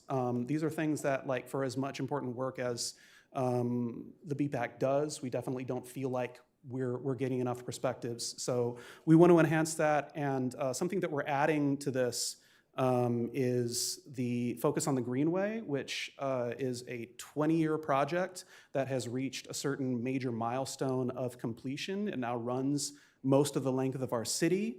And we want to promote that piece of infrastructure because, to be quite honest, a lot of people don't even really know about it or know the fullest extent of it. This is something that definitely ties into the wayfinding program because there are portions of the Greenway which have a little bit of a disjoint and don't make it obvious that it continues. And of course, it does continue now for like nearly 1.5 miles through our city, and it's quite beautiful, and we would like to direct people to it. And of course, an ongoing goal is to reach out with and better collaborate with the neighboring cities, of course, Berkeley and Oakland specifically, because the infrastructure that we are working on is sort of useless if it doesn't connect to other infrastructure, and having some coordination and understanding with each other, as well as being able to synergize, is in everybody's benefit. Next slide, please.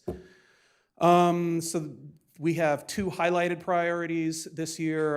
Again, the Powell Christie intersection was one that was previously highlighted priority, and that's been changed to a regular priority. The Complete Streets policy is now near the top of the list. Next slide, please. And yes, our goal is to increase the quality of life for residents, visitors, and people who work in Emeryville. People walking, biking, and riding transit should be able to safely and quickly move about the city regardless of age, physical ability, race, sex, gender, sexual orientation, religion, national origin, or immigration status. Next slide, please. Second highlighted priority, planning for active transportation enhancements. The ATP was completed, but obviously implementation is an ongoing process. Next slide, please. And I just want to add a couple of comments to the end. First of all, I want to thank Matt Anderson, our staff person who does so much work to make this committee work, including putting the slide deck together. Thank you, Matt. This is my 5th year serving on this committee. And with the combined efforts of Matt as well as successive chairs, I have to say that this committee's reputation for having really, really long meetings has slowly turned into a committee that I would say is doing very efficient, productive, and insightful work, and actually like getting it done within our allotted meeting time. It used to be in almost every meeting occurrence that would be voting to extend it. But despite the fact that we're having shorter meetings, it's very productive. I'm very proud of the work that all of my committee members do. I very much appreciate the support that we've gotten from the City Council and from the staff. And pending any questions, that concludes my presentation. Members, any questions? No? Thank you, Mr. Chair. Thank you. Item 6.2, Budget Advisory Committee Annual Report on Committee Goals.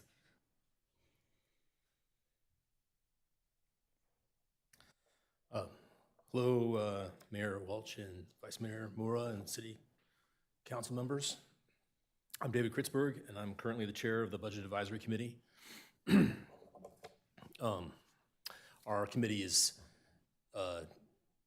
designed to provide recommendations regarding the budget and policies and priorities involving with respect to the budget. Can you turn to the next slide,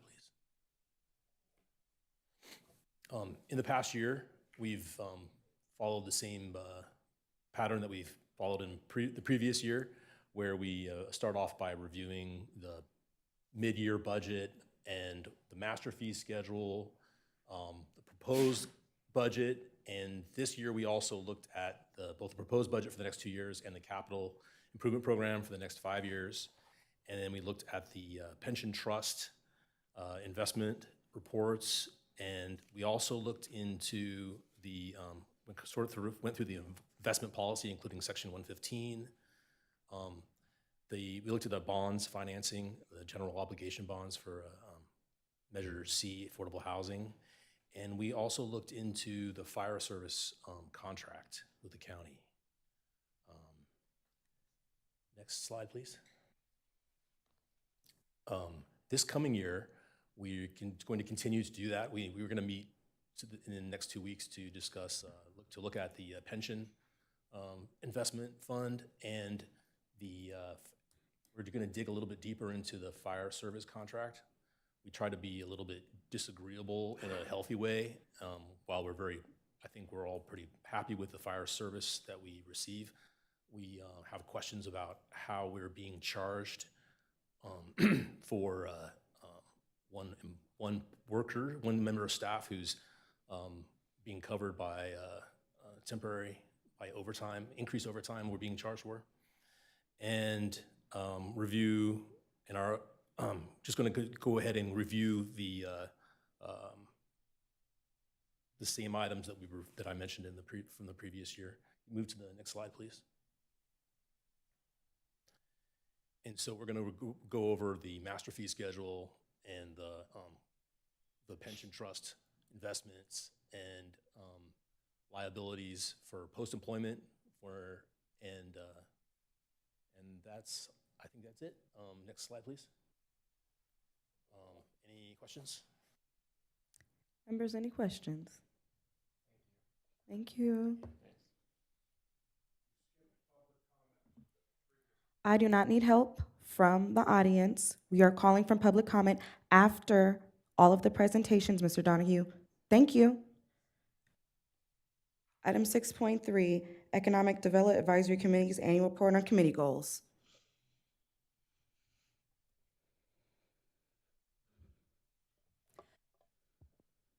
Hello and good evening, Mayor Welch, Vice Mayor Mora, and City Council people, City Council members. Sorry, I'm Mary Lou Thierkoff. I'm the chair of the Economic Development Advisory Committee, AKA the EDAC. I'm going to talk a little bit about our accomplishments in 2023 and talk to you about our priorities for 2024. Next.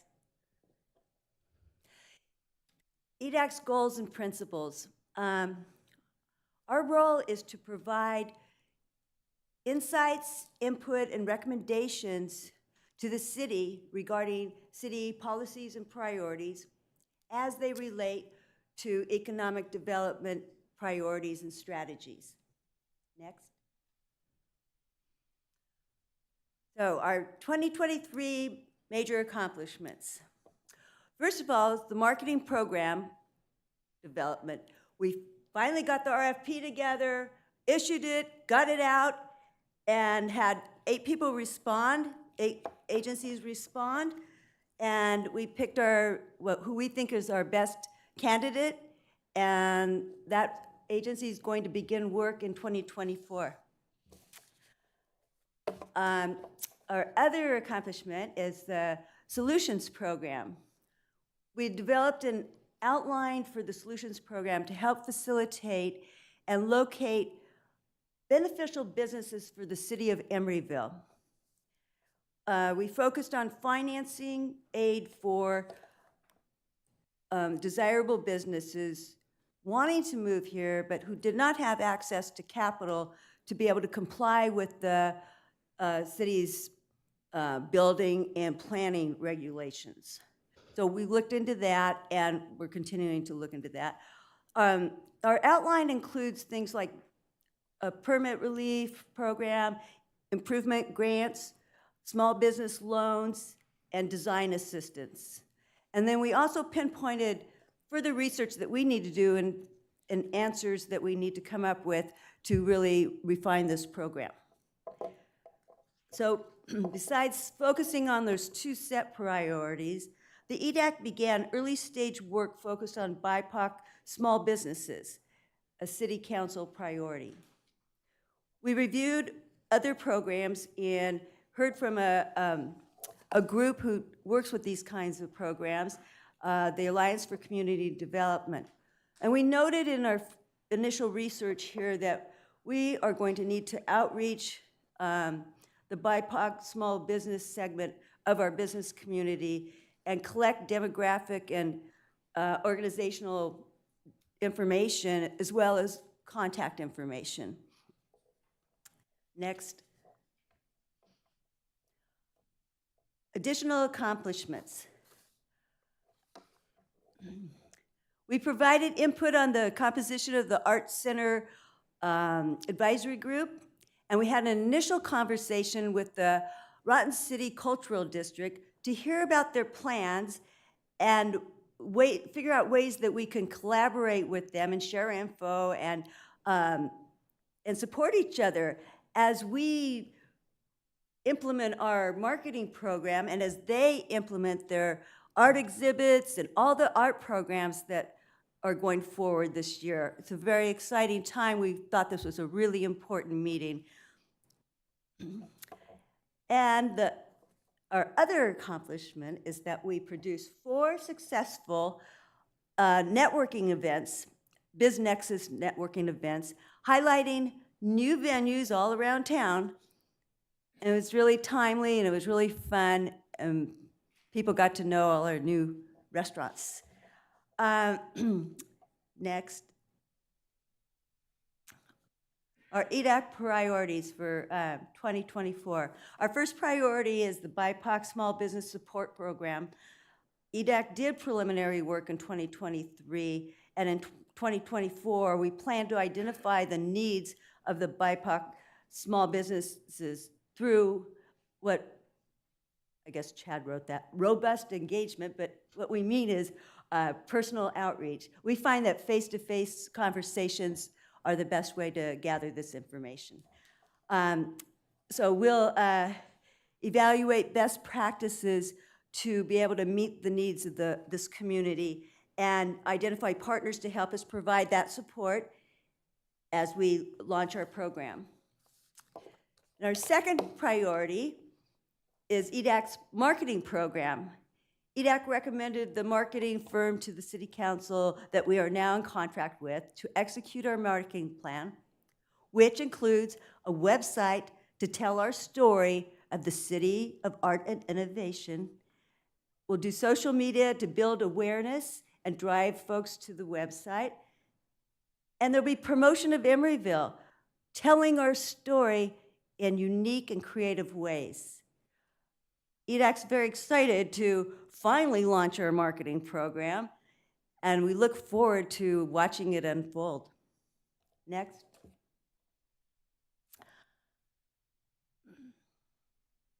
Other priorities include continuing to develop the solutions program. Then we'll continue to promote and transition the EDAC's BizNexus networking events and continue the collaboration with the Rotten City Cultural District and support the Art Center project. In conclusion,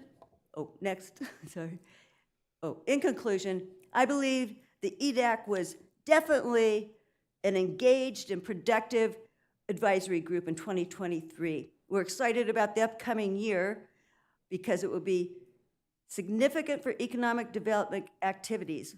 With the launch of the marketing program, the outreach to the business community, and the great collaboration with the Rotten City Cultural District. We have so many things going on. We're just going to unite everybody's messages between these groups and have a very solid message and image for the city of Emeryville. So I also want to thank Chad, Smalley, and staff for all the hard work they do, putting up with us, giving us direction, and supporting our efforts. Thanks, Chad. Thank you. Any questions? Members, any questions? No? Thank you. Item 6. Oh, yes, Member Pyforce.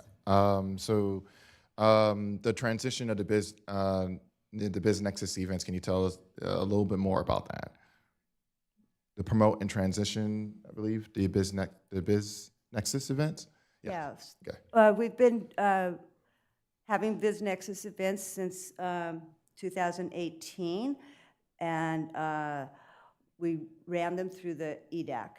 And we're not going to be running them through the EDAC eventually. We will transition to them being run by the business organization that's building. So I have concerns about that because typically you have city government that has a committee to address economic issues, and then you have a chamber of commerce.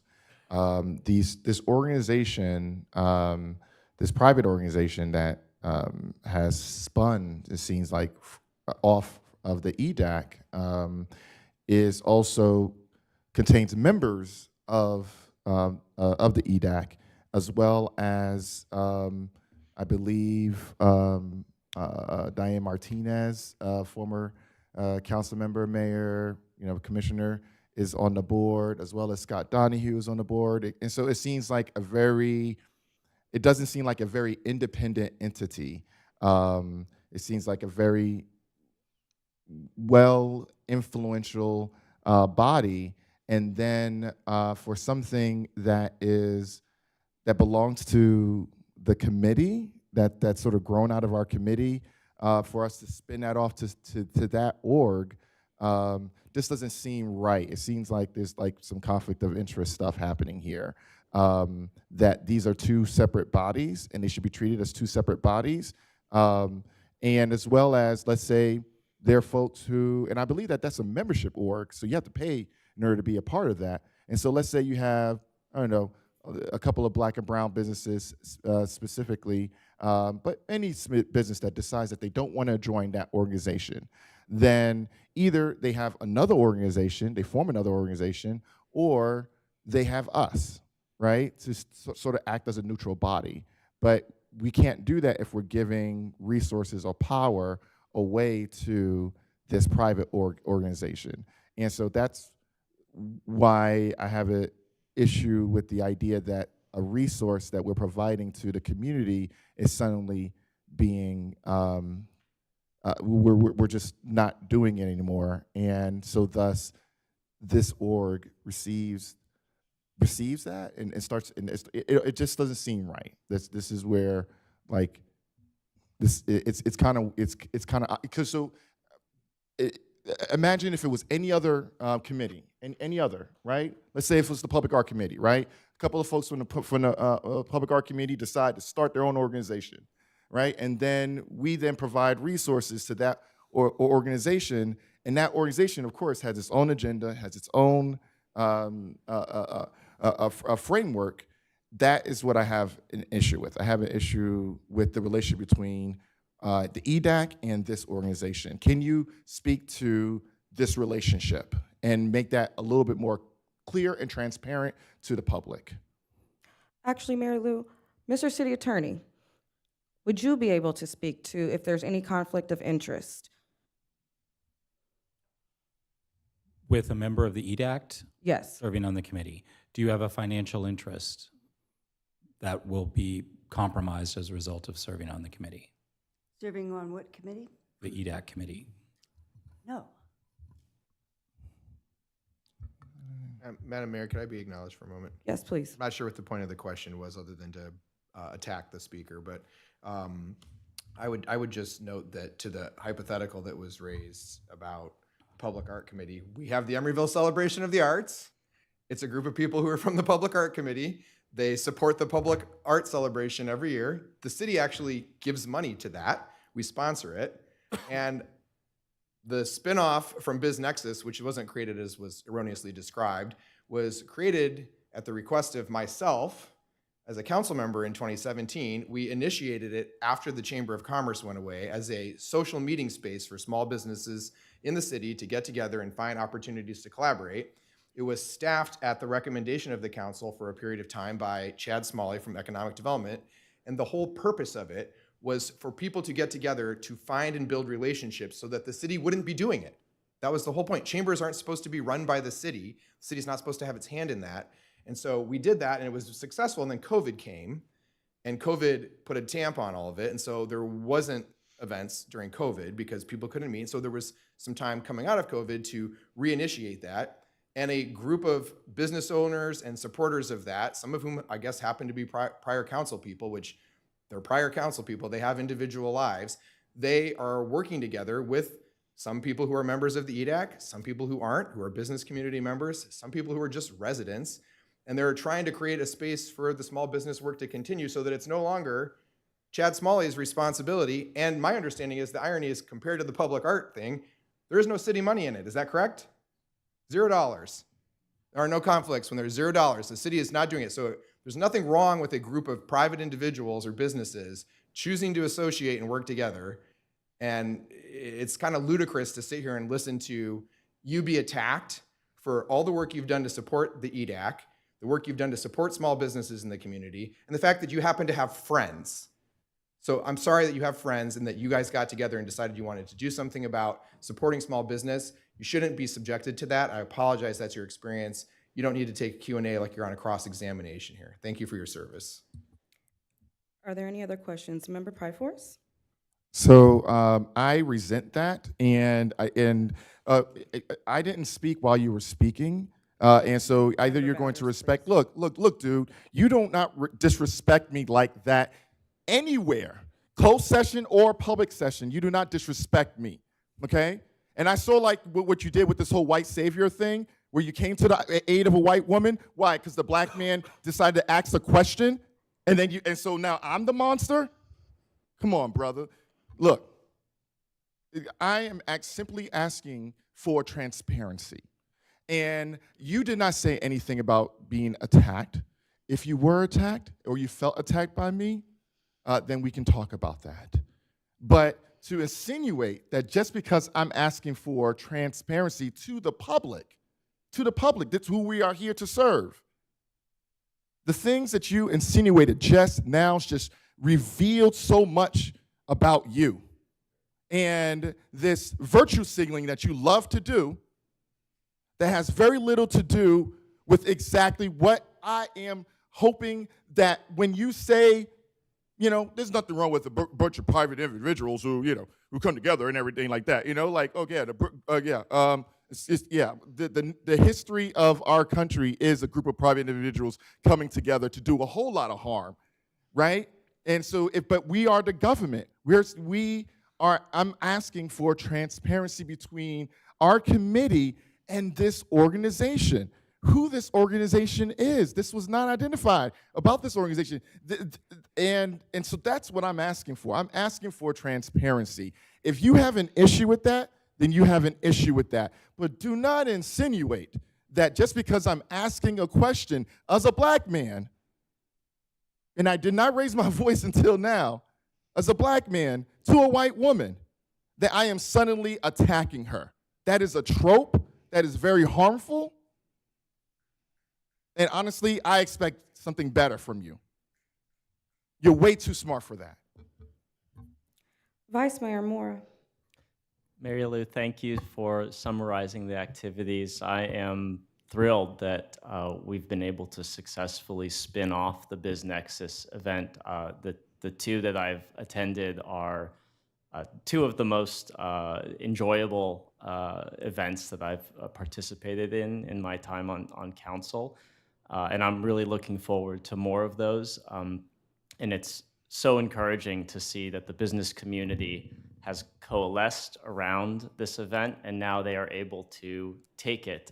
You've nurtured it, and now it's something that can really thrive. And I'm really looking forward to attending the next one and those in the future. So thank you so much. Thank you. Thank you for your work, Mary Lou. Member Pryforce. I'm sorry, but I asked a question. Could you tell us more about the relationship between EDAC and this organization? Can you identify the name of this organization? Who runs this organization? Can you tell us a little bit more about how the relationship between EDAC and this organization? Thank you. I'm here to represent EDAC tonight, and that's all I'm prepared to represent. At another opportunity, we could talk about other things.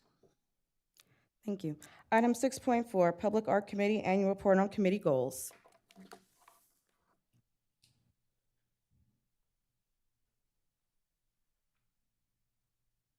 Hi, everyone. I'm Taryn Walker, and I'm the new chair of the PAC, Public Art Committee.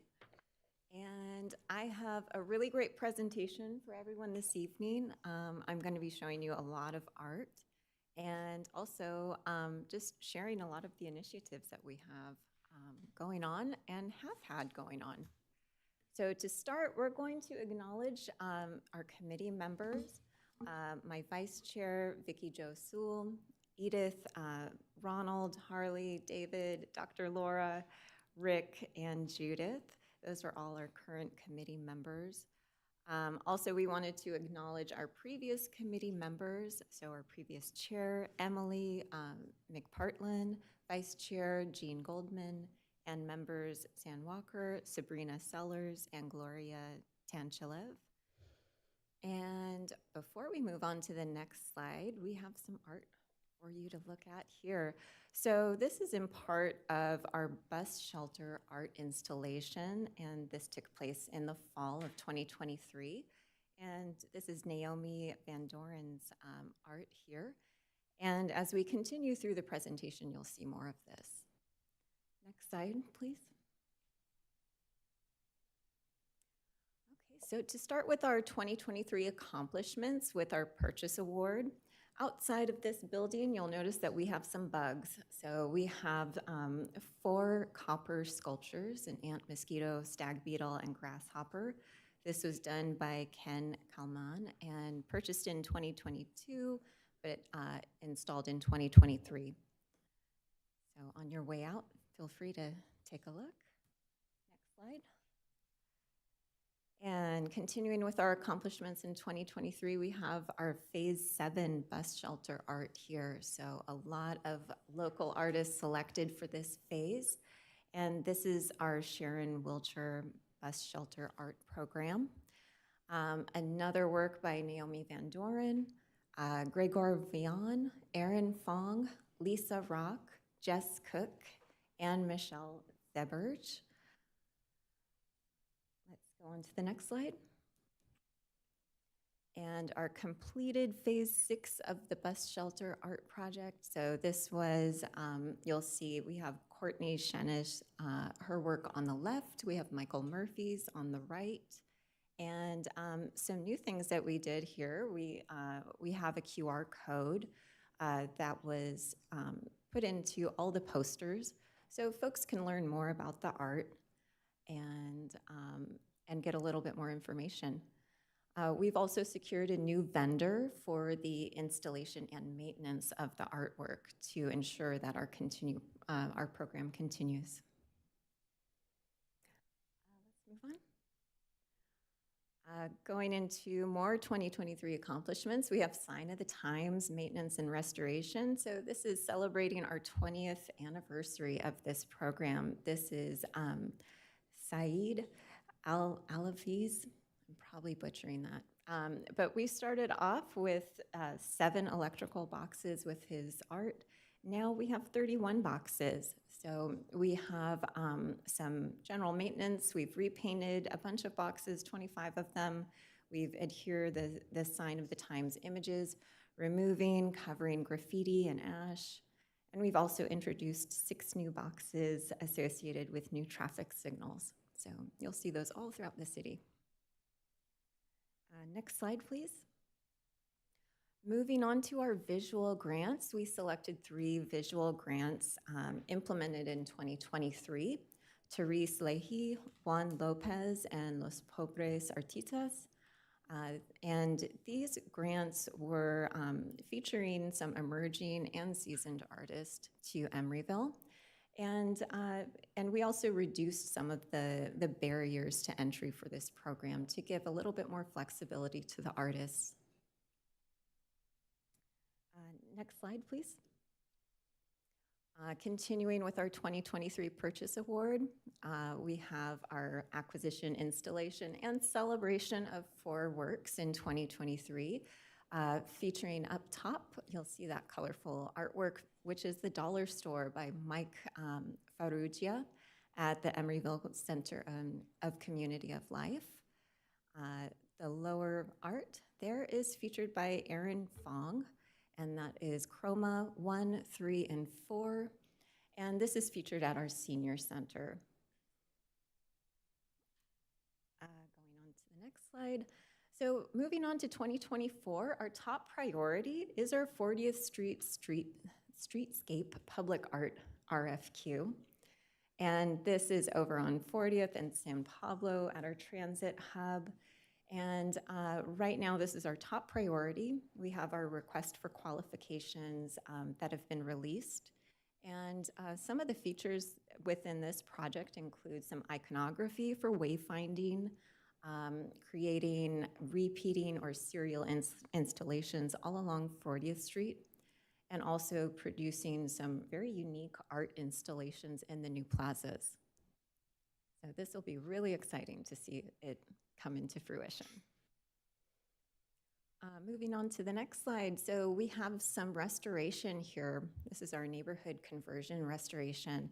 And this is work that was done by Louise Stanley and also Vicki Jo Sewell.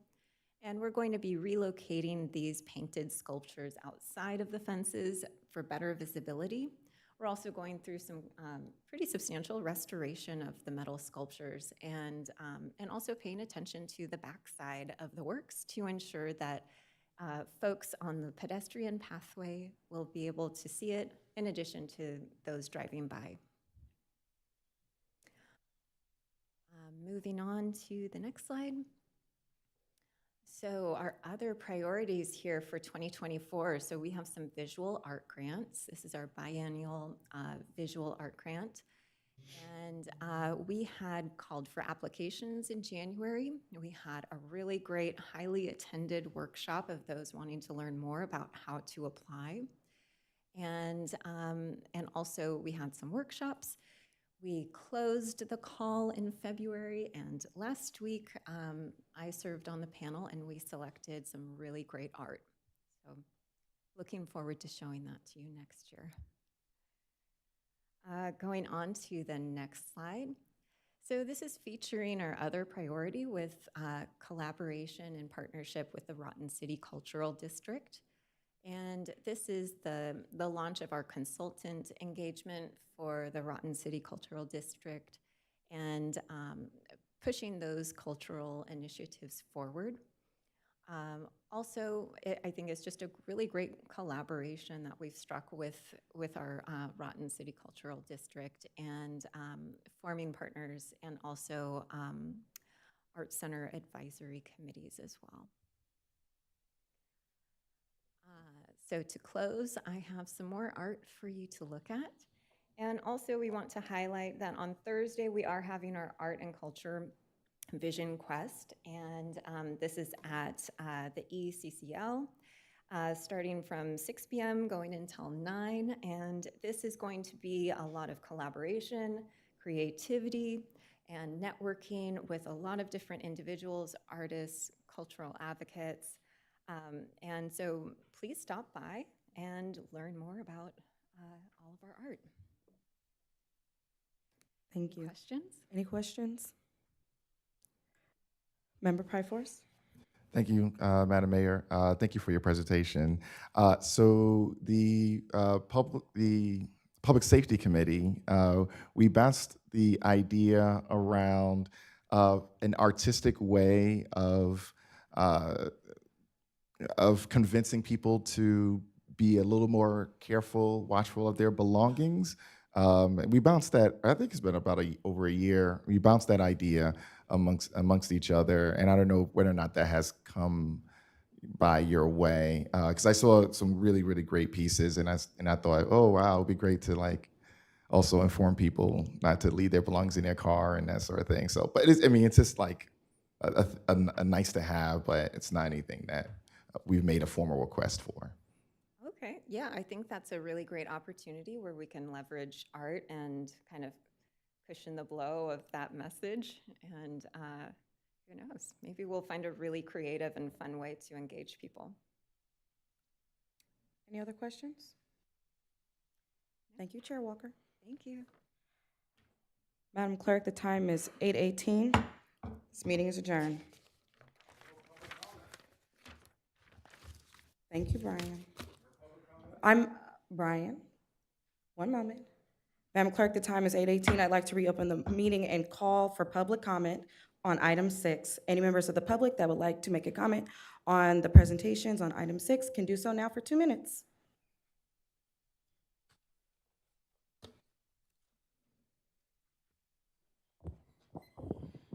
Okay, we just had three very disparate presentations, long and very disparate presentations about public policy in our town. You could have had us enable the public to speak after each one, on each one, but you chose not to. It's almost as if you're not a big fan of free speech. You're a citizen engagement. It's almost as if you're not interested in citizen engagement. So now I'm not going to have enough time to speak about the first issue, which is the BPAC.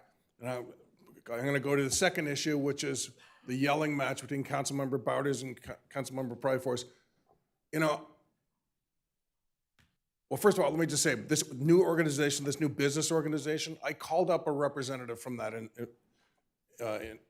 organization. I guess it doesn't even have a name yet. It's the new Chamber of Commerce is what I'm calling it. I asked, can I join this organization? Are all members of the public welcome? I have a small business in town. Am I welcome? And their answer was, we don't know, we'll get back to you, and they never got back to me. So I question the democratic verve of this organization, and I don't think it's going to be very democratic. The buy-in is really expensive. It's like, I can't remember how much, but a lot of money to buy in. I'm willing to do it, but they wouldn't get back to me, so I'm very dubious about this thing, especially since, bad history in the Emeryville with chambers of commerce. And then regarding the comment, the back and forth between Mr. Bowders and Mr. Pryforce, I have to agree with Mr. Pryforce. I'm getting kind of tired of Councilmember Bowders, mouthing off like that to Mr. Pryforce. He asked a simple question, and then I do think it was a racist trope. I do think Mr.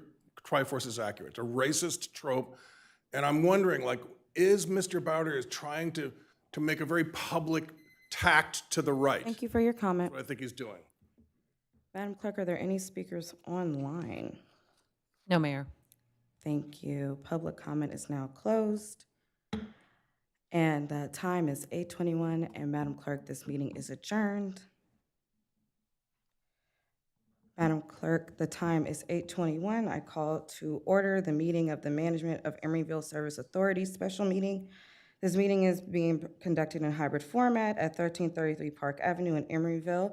You can join us here in person or join us via Zoom using the information on the agenda.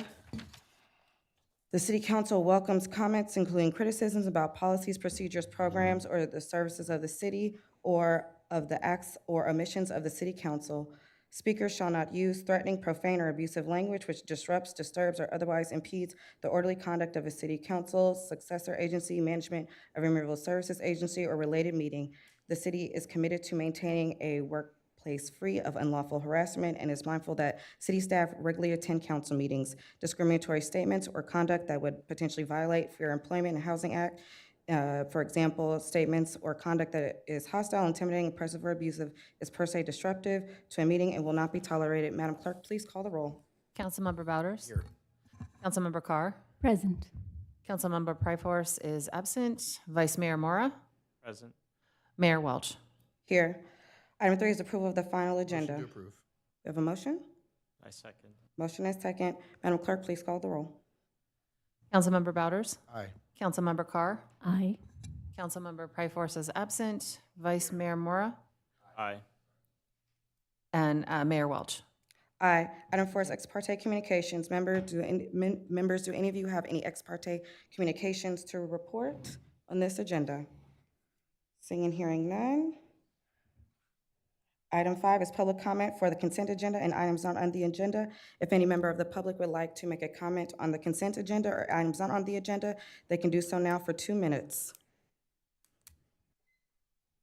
Yeah, I am starting to think Mr. Bowders has been growing increasingly hostile and to progressive ideas. And I'm starting to think that it might be an election tactic. And I hope I'm wrong, but as we all know, he's running for the board of supervisors for Alameda County. And he's got his competitor is a progressive, a true progressive. So it seems like Mr. Bowders is trying to make a tact or move towards the right to capture everyone that's from center to the right in order to increase his odds of winning. Maybe that's it. But you're welcome to run for the board of supervisors, Mr. Bowders. But I don't want you disturbing our meetings in your zeal to win your election in November. I just don't want you disturbing our meetings, and I think that's a reasonable request. I just wish you would stop attacking Mr. Pryforce. He's a duly elected council member, and it's just ugly. And I just want you to stop all the ugliness. Thank you. Thank you for your comment. Madam Clerk, are there any speakers online wishing to speak? No, Mayor. Thank you. Public comment is now closed. Item 6 is the consent agenda. We have one item. Members, do we have? Motion to approve. Yep. I second. Got a motion and second, Madam Clerk. The roll, please. Councilmember Bouders? Aye. Councilmember Carr? Aye. Councilmember Pryforce? Aye. Vice Mayor Mora? Aye. And Mayor Welch? Aye. There are no action items. Madam Clerk, the time is 8:24 p.m. This meeting is adjourned. Madam Clerk, the time is 8:24 p.m. I call to order the City of Emeryville as the successor agency to the Emeryville Redevelopment Agency. This meeting is being conducted in a hybrid format. You can join us here in person at 1333 Park Avenue here in Emeryville, or join us via Zoom using the information provided on the agenda.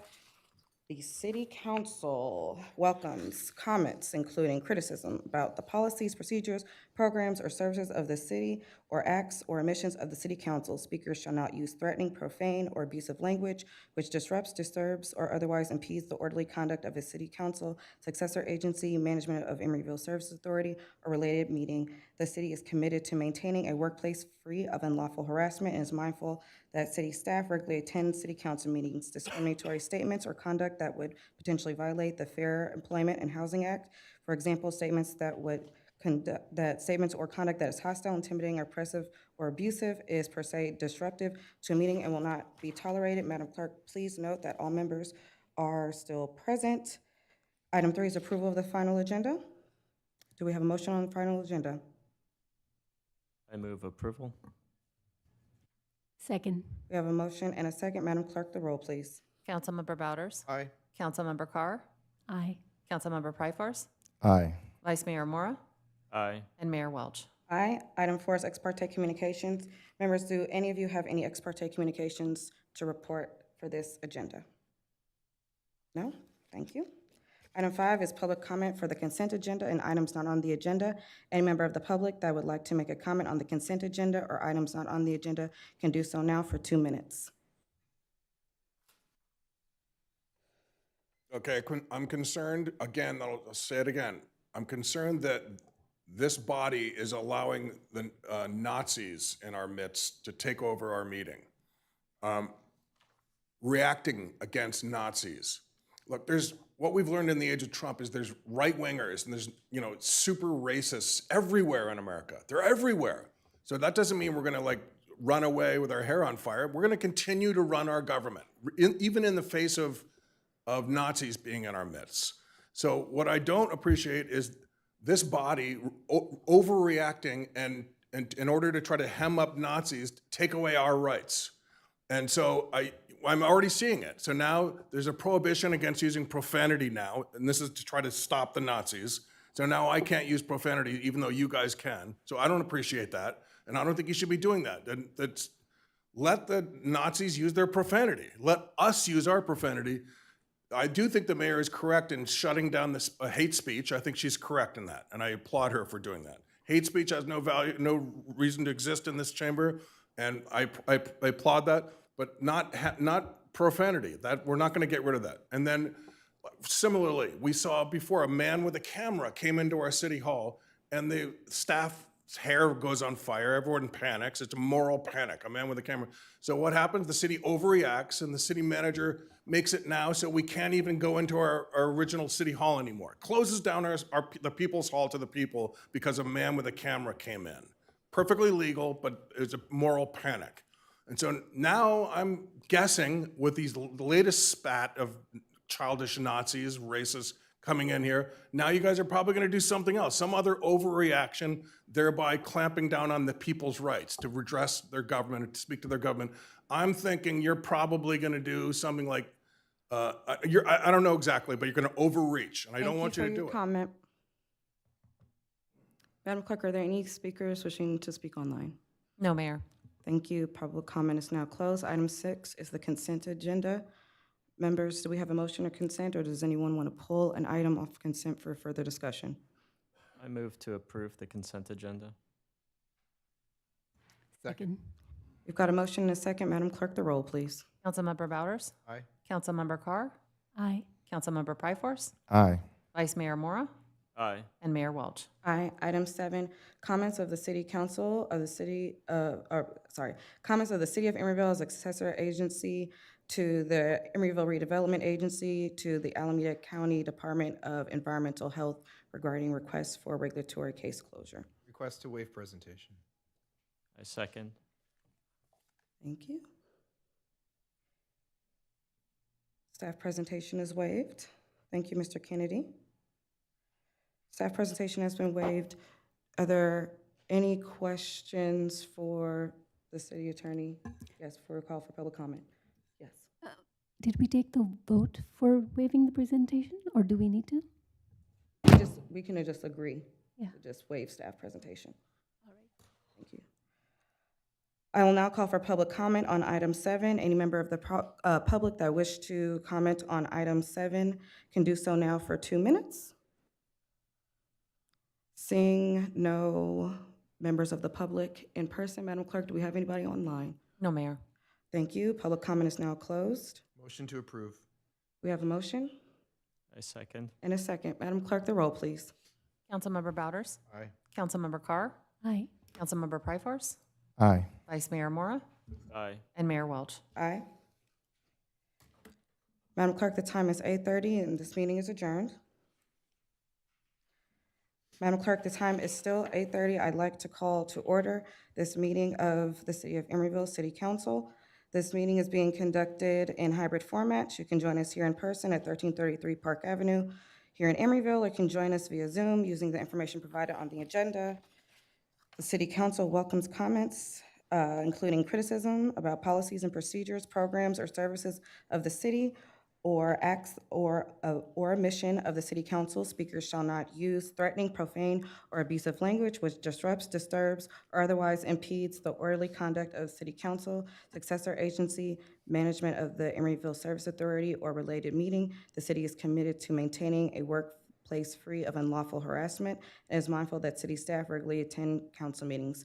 Discriminatory statements or conduct that would potentially violate the Fair Employment and Housing Act, for example, statements or conduct that is hostile, intimidating, oppressive, or abusive, is per se disruptive to a meeting and shall not be tolerated. Madam Clerk, I would like to note that all members are still present.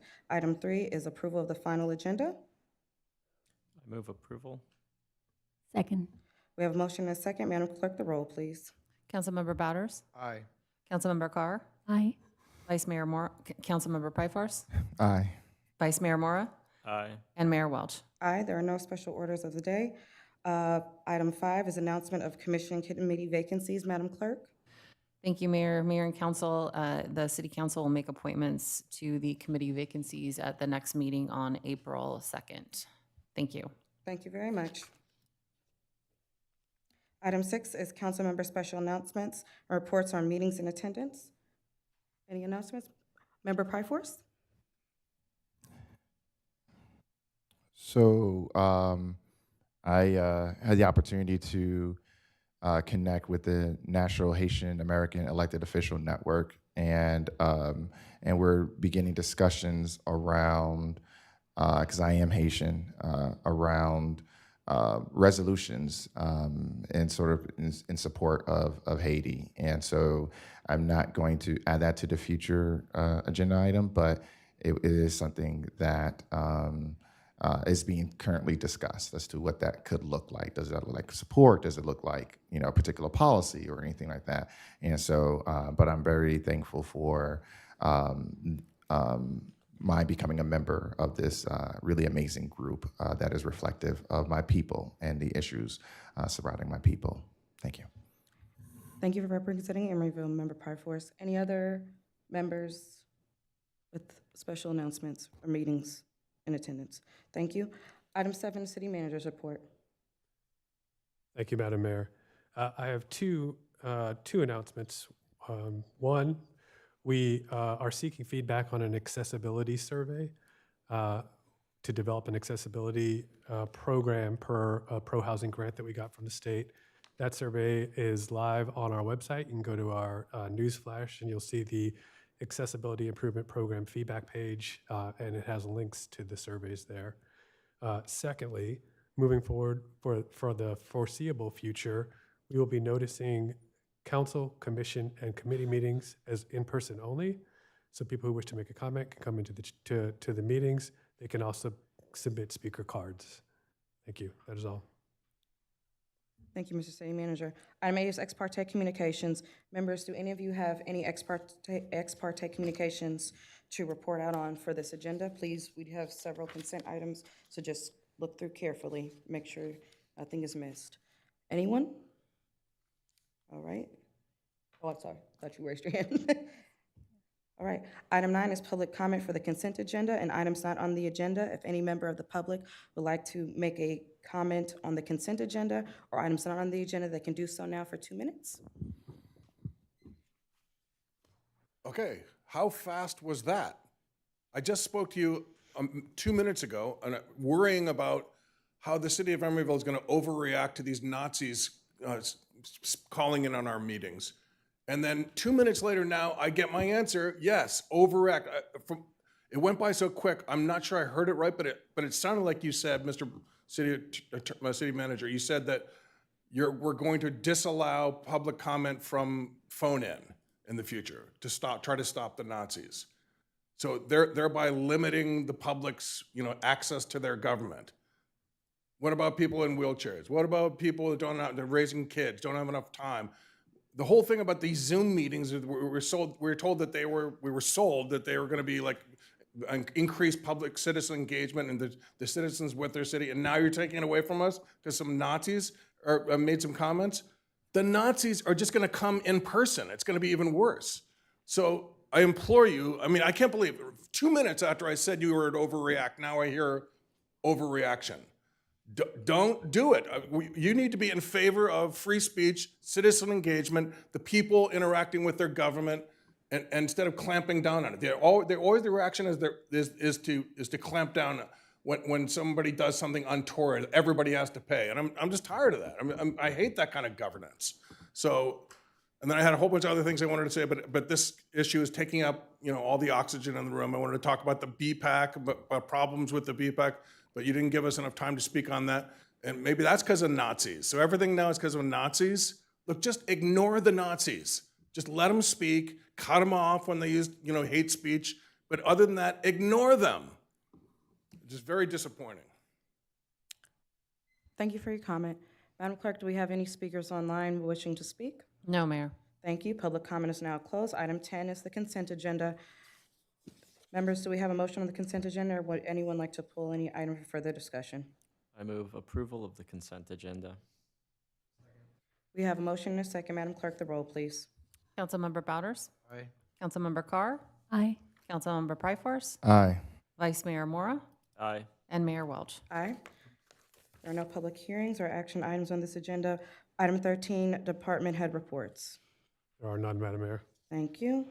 Item 14, future agenda item requests from council members. Member Pryforce. I have a future agenda item. Actually, let me just say that what I experienced today, Black men have been killed for.